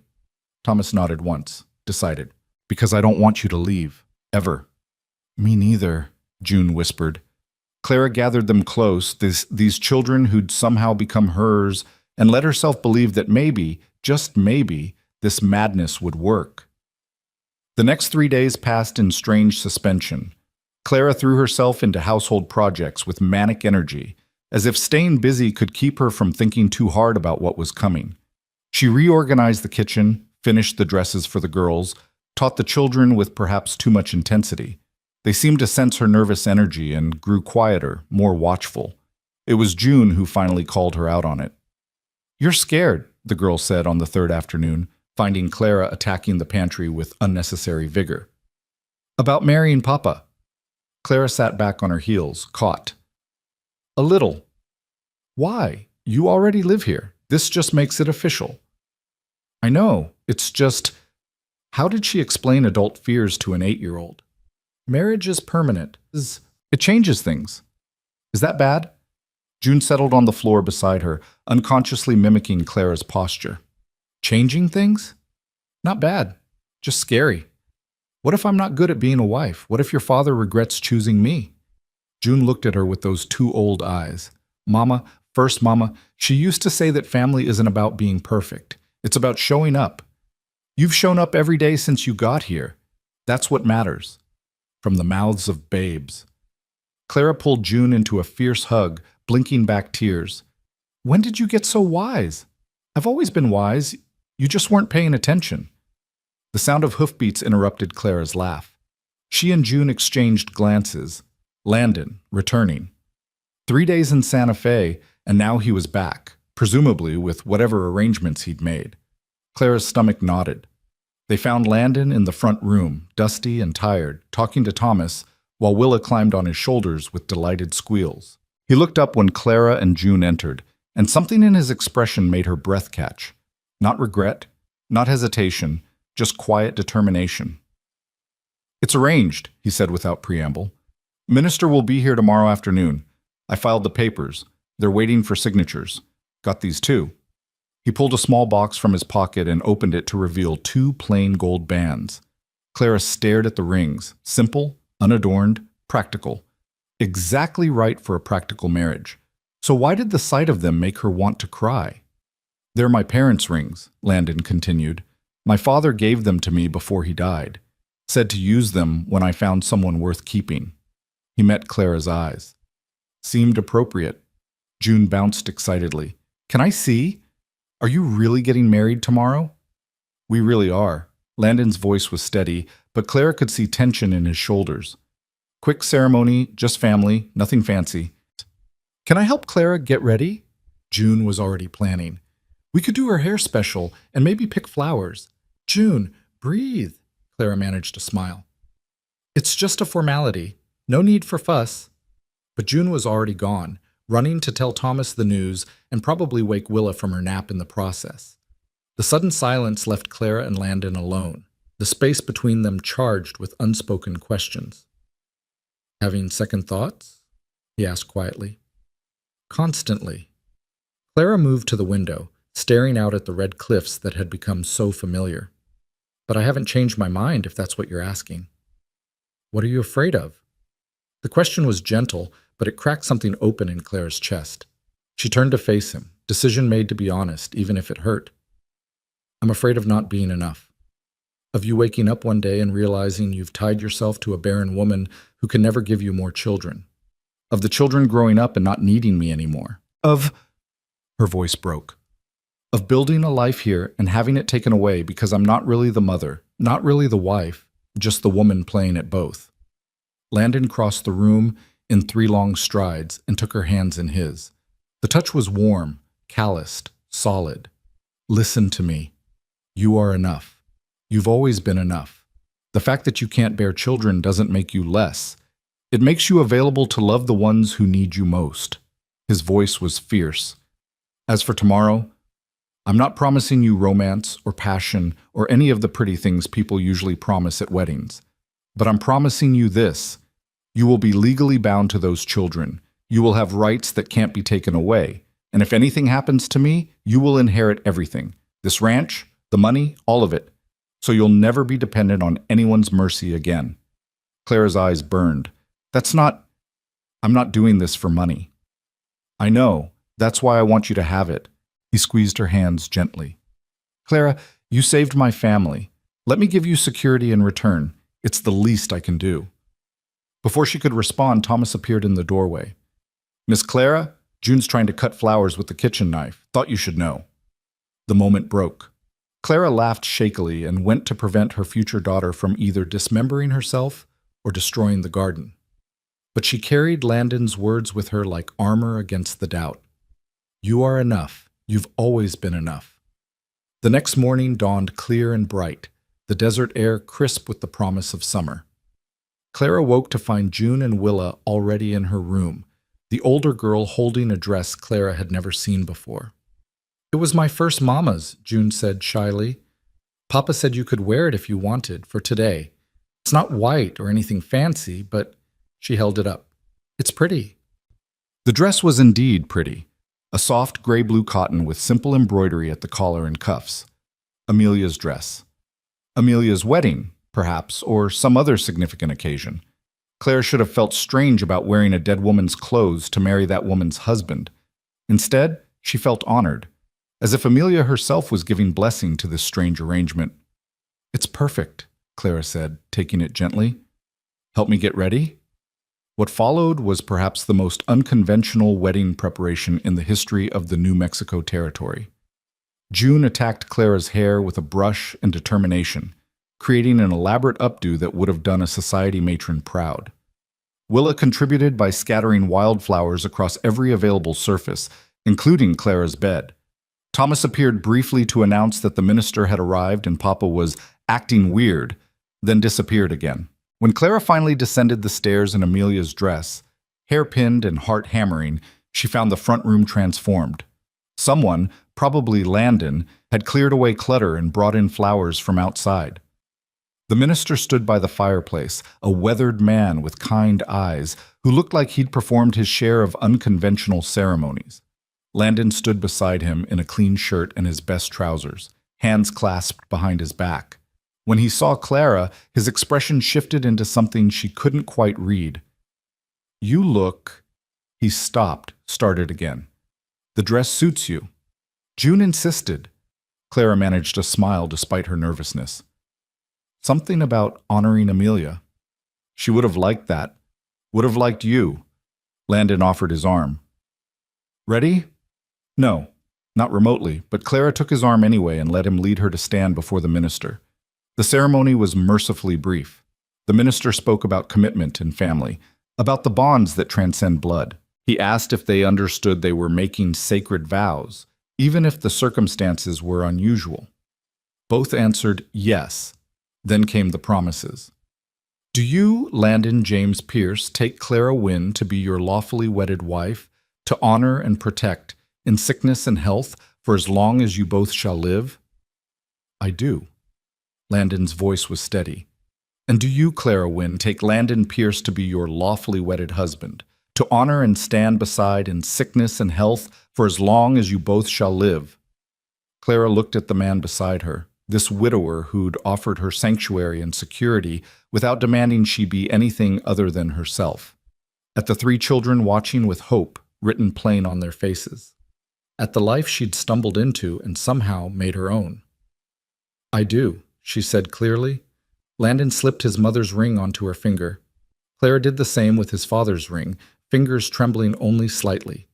The gold was warm from Landon's pocket, solid and real. "Then by the power vested in me by the territory of New Mexico, I pronounce you husband and wife." The minister smiled. "You may kiss your bride, if you wish." The moment stretched out, awkward and uncertain. This hadn't been discussed, wasn't required. They stood frozen, neither sure what the other wanted. Then Landon leaned forward and pressed a gentle kiss to Clara's forehead, chaste, brotherly, perfect for what they were building. June burst into tears. Happy ones, judging by her grin. Thomas clapped solemnly. Willa, understanding that something significant had happened, started clapping too, shouting, "Mama! Papa!" in gleeful confusion. They signed the papers. The minister congratulated them, accepted his fee, and departed with the air of a man who'd seen stranger unions and figured this one had better odds than most. Then it was just the five of them, a brand new family, legally bound, facing an uncertain future together. Landon cleared his throat. "I had Morrison bring out supplies for a celebration. Nothing fancy, just, I thought we should mark the occasion." That was thoughtful. Clara was hyper-aware of the ring on her finger, of the paper that made her Clara Pierce instead of Clara Wynne. "Though I'm not sure what one serves at a practical wedding." "Cake," June announced. "Every wedding needs cake. Papa ordered one from the boarding house. Mrs. Chen makes the best cakes in the territory." The afternoon dissolved into something almost festive. They ate cake that was indeed excellent, drank lemonade, and the children performed an impromptu show that involved Thomas reciting multiplication tables and June reading poetry with dramatic flair. Willa's contribution was falling asleep in Clara's lap, sticky with frosting and contentment. As the sun began its descent toward the horizon, painting the cliffs in shades of amber and rust, Clara found herself alone on the porch with Landon. The children were inside playing some elaborate game of June's invention. "So," Landon said, leaning against the railing. "We're married." "Apparently so." Clara studied the ring on her finger, turning it slowly. "Feels strange, like I'm playing dress-up in someone else's life." "Is it what you expected?" "I don't know what I expected. Certainly not this." She gestured vaguely at the ranch, the house, the sound of children's laughter drifting through the open door. 6 weeks ago, I was on a stagecoach convinced I'd spend the rest of my life alone. Now I'm married with 3 children. It's absurd." Absurd, but good. There was vulnerability in the question, quickly hidden, but there. Clara considered. Was it good? She'd given up her independence, tied herself legally to a man she barely knew, taken on responsibility for 3 children with complicated needs and deeper trauma. By any reasonable measure, she'd made a reckless decision. But June was inside, laughing without that shadow of fear in her eyes. Thomas had started leaving his carved animals in the main room instead of hiding them in his room, a sign of trust, of claiming space.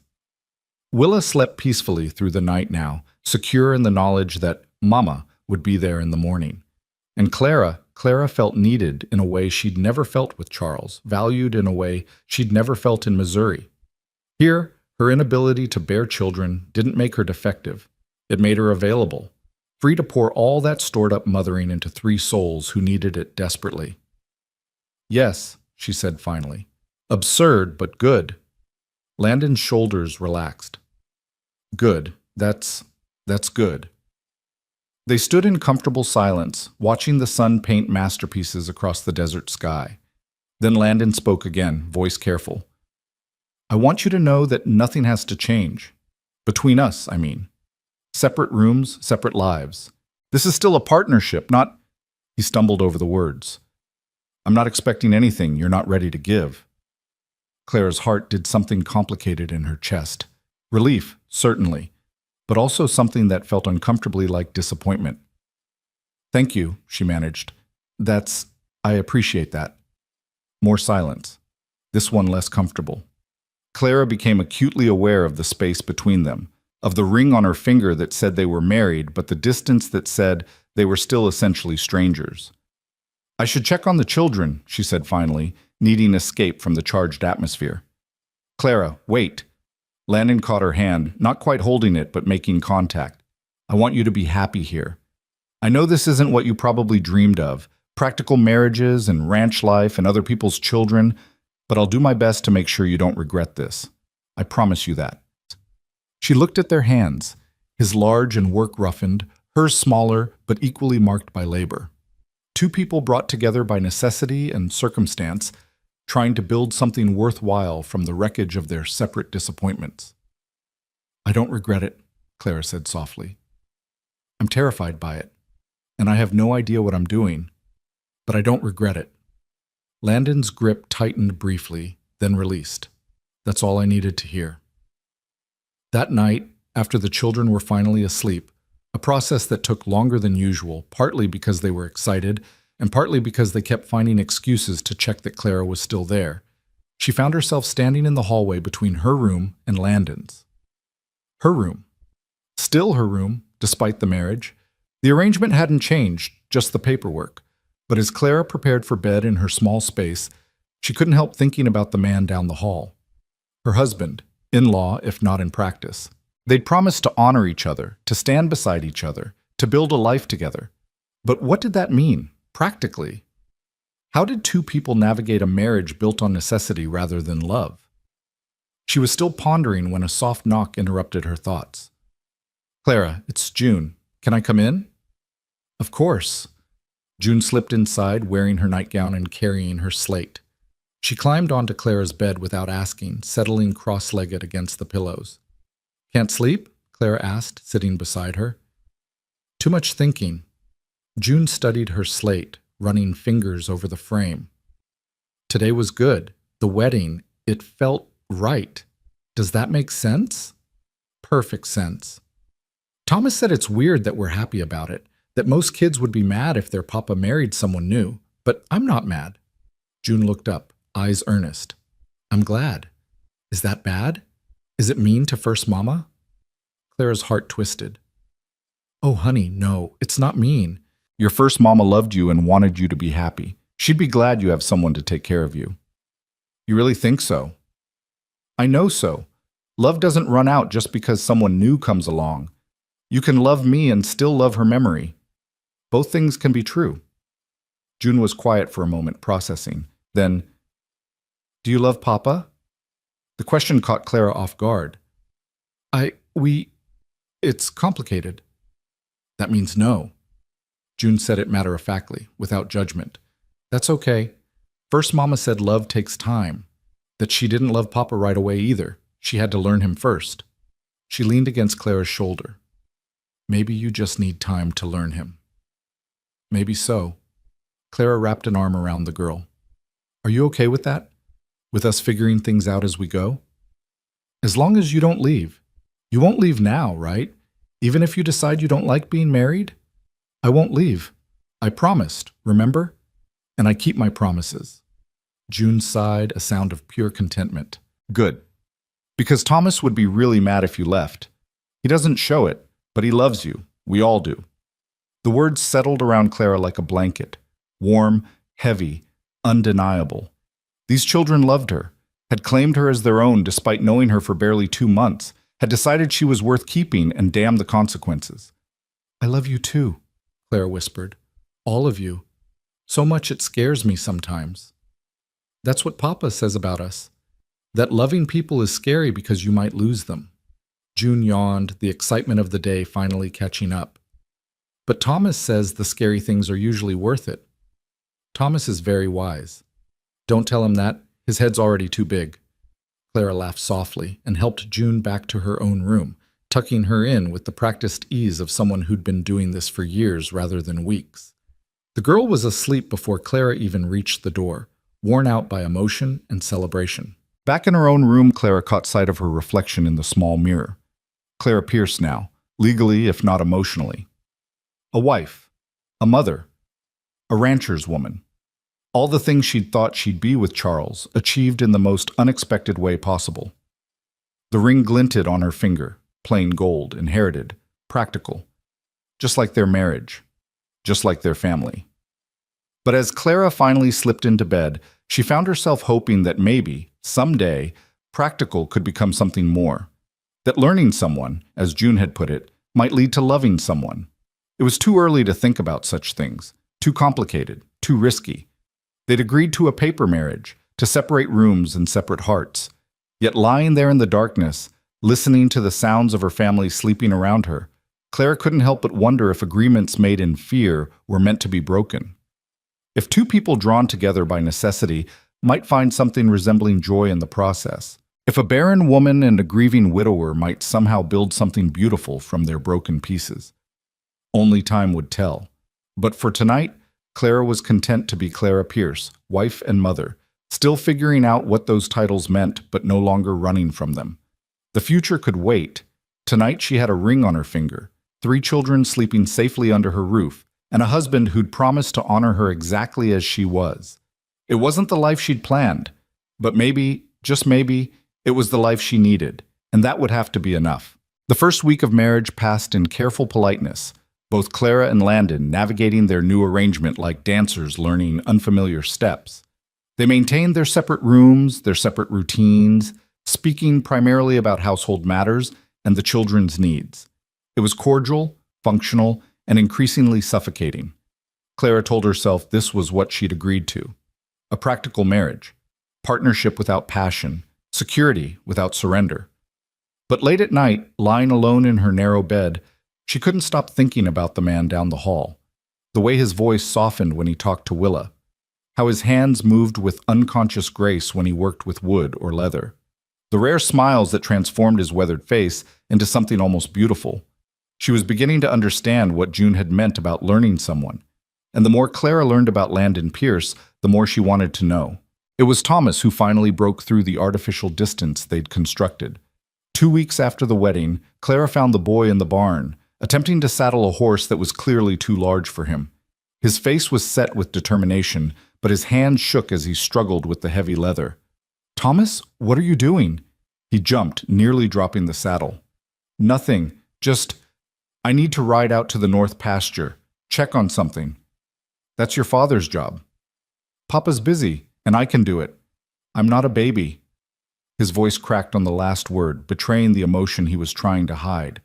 Clara moved closer, taking in his red-rimmed eyes and the defensive set of his shoulders. What's really going on? For a long moment, she thought he wouldn't answer. Then, like a dam breaking, the words came flooding out. "I heard Papa talking to Morrison yesterday, when we went to town for supplies. Morrison asked if the marriage was working out, if you were settling in okay, and Papa said—" Thomas's voice broke. "He said it was an arrangement, that you were here for us kids, not for him, that he didn't expect you'd stay if we didn't need you anymore." Clara's heart clenched. "Thomas, is that true? Are you only here because of us? Because if we get older and don't need a mama anymore, will you leave?" His eyes filled with tears he refused to let fall. "Because I'll need you forever. I'll never stop needing you, I swear." Clara knelt in the hay, not caring about her dress, and pulled the boy into her arms. He resisted for a moment, then collapsed against her, finally letting the tears come. "Listen to me," she said fiercely, holding him tight. "I'm not going anywhere. Not when you're grown, not when you're old enough to handle things yourself, not ever. Do you understand? I chose this family. I chose you. That doesn't have an expiration date." "But Papa said—" "Your Papa is scared too. He's trying to protect himself from getting hurt, but that doesn't change the truth." Clara pulled back to meet Thomas's eyes. "I love you. I love June and Willa, and I—" She stopped, surprised by what she was about to say. "I love your father too. Maybe not the way married people usually love each other yet, but I care about him. I want to build a life here, with all of you." Thomas wiped his nose on his sleeve. "You really mean it? Have I ever lied to you? No? Then trust me now. I'm staying, through everything. Through you growing up and not thinking I'm cool anymore. Through arguments and hard times and all of it. That's what family means. The boy nodded slowly, then threw his arms around her neck. I'm glad you married Papa. Even if it's weird, even if it's just an arrangement or whatever, I'm glad you're here. Clara held him until his breathing steadied, until the fear drained out of his small body. Then she helped him unsaddle the horse, properly, teaching him the right way, and walked him back to the house with her arm around his shoulders. But Thomas's words haunted her for the rest of the day. An arrangement. That's how Landon had described their marriage to Morrison. Technically true, but hearing it stated so baldly hurt more than Clara wanted to admit. That evening, after the children were in bed, she found Landon in his study, a small room off the main house where he handled ranch accounts. He looked up when she entered, surprise flickering across his face. Clara, is something wrong? I need to talk to you. She closed the door behind her, steeling herself. Thomas told me what you said to Morrison, about our marriage being an arrangement. Landon set down his pen, expression guarded. I see. Is that really how you think of this? Of us? Clara kept her voice level, but emotion leaked through. As a business transaction? Me providing childcare in exchange for room and board? That's not... He stopped, frustrated. That's not what I meant. Morrison was fishing for gossip. I was trying to shut down speculation about whether we're actually in love or whatever romantic nonsense people expect. So you told him I'm here for the children, not for you. Aren't you? Landon's voice was quiet, almost gentle. That's what we agreed to, Clara. A practical marriage, separate lives. I thought that's what you wanted. It was. It is. Clara moved closer, hands clenched at her sides. But Thomas is terrified I'll leave when he gets older, when the children don't need me anymore. And I realize that I've never actually told you. She took a breath. I'm not just here for them, Landon. I'm here for you too. His expression shifted, something raw and vulnerable breaking through the careful control. You don't have to say that. I'm not saying it because I have to. I'm saying it because it's true. Clara sat in the chair across from his desk, forcing herself to maintain eye contact.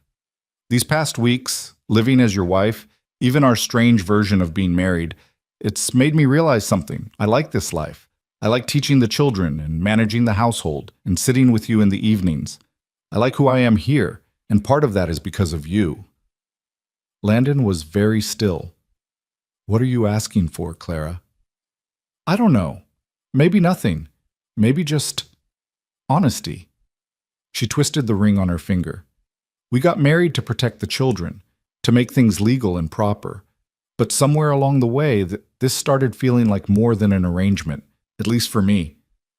And I need to know if I'm alone in that or if you feel it too. The silence stretched out, heavy with possibility and fear. Outside, a coyote howled in the darkness. Inside, Clara's heart hammered against her ribs. Finally, Landon spoke, his voice rough. I feel it too. Have been feeling it for weeks, but I didn't want to... He stood abruptly, pacing to the window. You came here running from a man who abandoned you when you couldn't give him children. The last thing I wanted was to make you feel trapped or obligated. So I kept my distance, tried to give you space to figure out what you wanted without pressure. That's very noble and very stupid. Clara stood too, moving to stand beside him. I'm not some fragile thing that needs protecting from your feelings, Landon. I'm your wife. Your actual wife. And I'm tired of tiptoeing around what this could be because we're both scared. He turned to face her fully, and Clara saw everything he'd been hiding, longing and fear and desperate hope all tangled together. What are you saying? I'm saying maybe we try being married for real, not separate rooms and separate lives, but actually building something together. Her voice softened. I'm saying I want to know you better, to learn you, like June said, to see if this practical arrangement could become something more. Landon's hand came up to cup her face, the touch gentle and questioning. Are you sure? Because once we start down that road, I don't know if I can go back to polite distance. I've wanted... He stopped, jaw clenching. I've wanted to kiss you properly since the wedding, since before the wedding, if I'm honest. But I thought you needed me to be patient. I've needed you to be brave, Clara whispered. We've both been so careful not to risk anything that we've been living half lives. I don't want that anymore. Neither do I. Then Landon was kissing her, Not the chaste forehead kiss from their wedding, but a real kiss, full of longing and relief and promise. Clara melted into it, into him, her hands coming up to grip his shoulders while his arms wrapped around her waist. When they finally broke apart, both breathing hard, Landon rested his forehead against hers. "So," he said, voice unsteady, "does this mean you're moving into my room or am I moving into yours?" Clara laughed, giddy with possibility. "Yours has more space and a better view. Practical even now. Someone has to be." They stood there in the lamplight, holding each other, and Clara felt the last of her walls crumble. This man, this family, this life. They'd become hers not through blood or duty, but through choice. Through showing up day after day and deciding that what they were building mattered more than what they'd lost.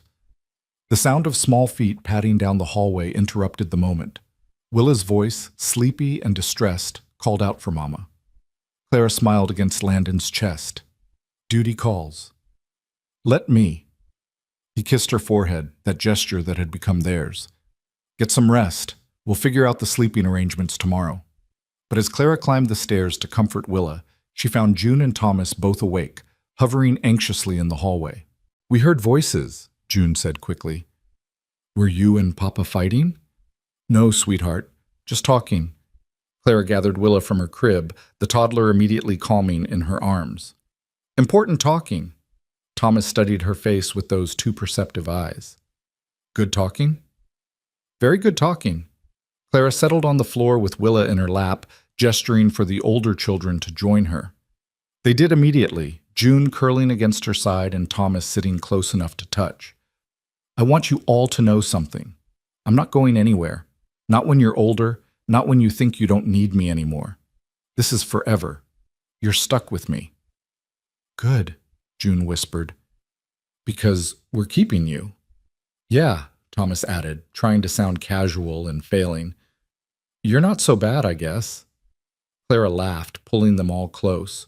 Her children, her family, built not from her body but from her heart. When Landon appeared in the doorway sometime later, he found all four of them asleep in a pile on the floor. Clara propped against the wall with Willa sprawled across her lap, June tucked under one arm and Thomas's head on her shoulder. He stood there for a long moment, just watching. Then he carefully lifted Willa and placed her in the crib, repeated the process with June and Thomas, carrying them to their own beds with practiced ease. Clara stirred when he lifted her. The children? Already taken care of. He carried her down the hall, past her small room, to his larger one at the end. "Come on, let's start this properly." She should have protested, should have insisted on propriety even now.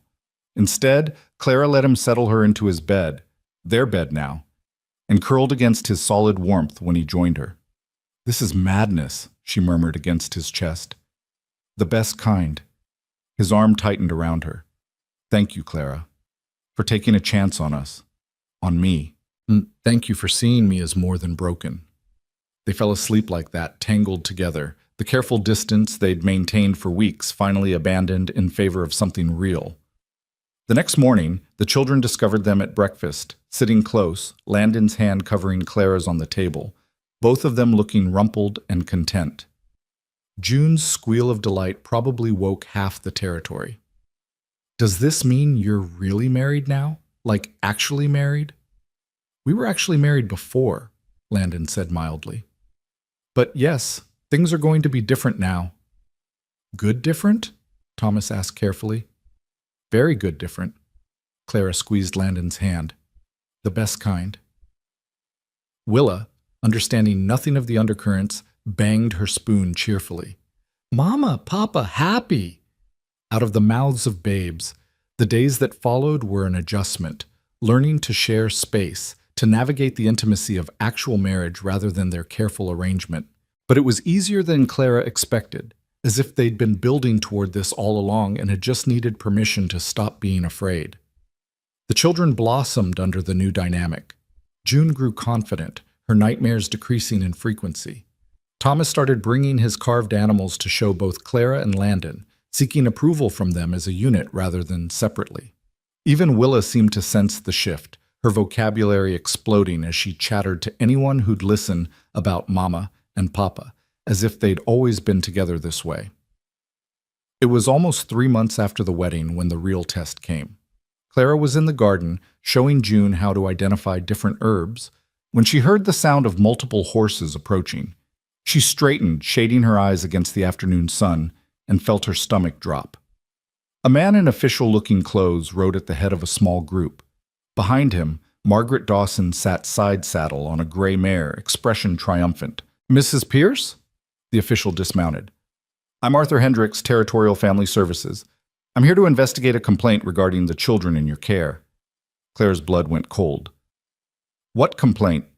Margaret spoke up, voice dripping false concern. "We're worried about the children's welfare. Living situation seems irregular. A woman who appeared out of nowhere, married in suspicious haste, possibly taking advantage of a grieving widower. Someone had to look out for those poor orphans." "They're not orphans. They have a father." Clara kept her voice level despite the fury building in her chest.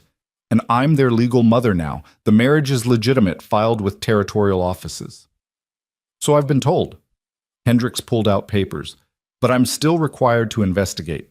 Interview the children, inspect the living conditions, verify that Mrs. Pierce, is a suitable guardian." Landon appeared from the barn, taking in the scene immediately. "What's going on here?" "Official investigation," Hendricks said. "Complaint filed suggesting the children are at risk." "That's absurd." Landon moved to stand beside Clara, a united front.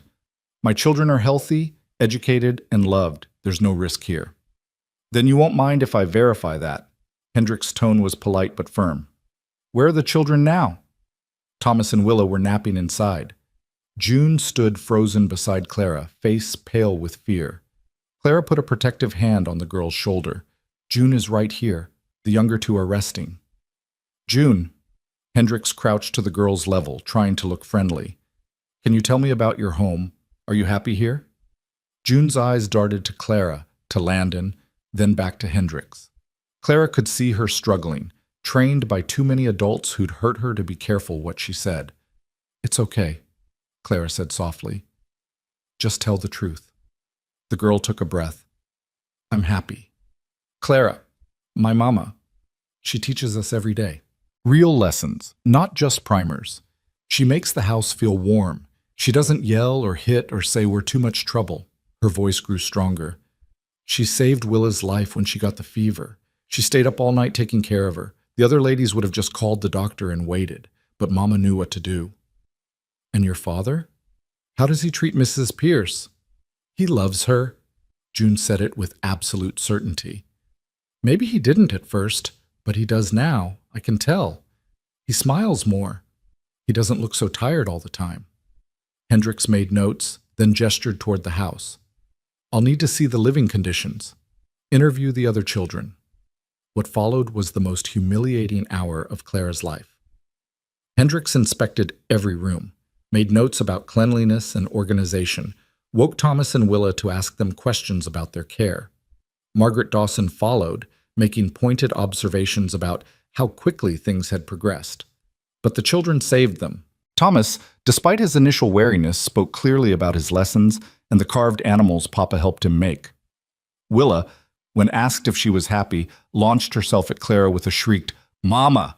that probably answered the question better than words could. Finally, Hendricks finished his inspection and gathered his papers. "The children appear well cared for. The house is clean, they're being educated, and they show no signs of neglect or abuse." He looked at Margaret Dawson. "I'm not sure what you expected me to find, ma'am, but there's nothing here that warrants intervention." Margaret's face reddened. "But the situation, it's improper. She trapped him into marriage. The marriage is legal and appears to be working well for all involved." Hendricks' tone cooled. "Mrs. Dawson, filing false complaints wastes territorial resources and harms families. I suggest you find more productive uses of your time." He turned to Clara and Landon. "You're in the clear. Paperwork will reflect that the children are in good care. I'll file my report within the week."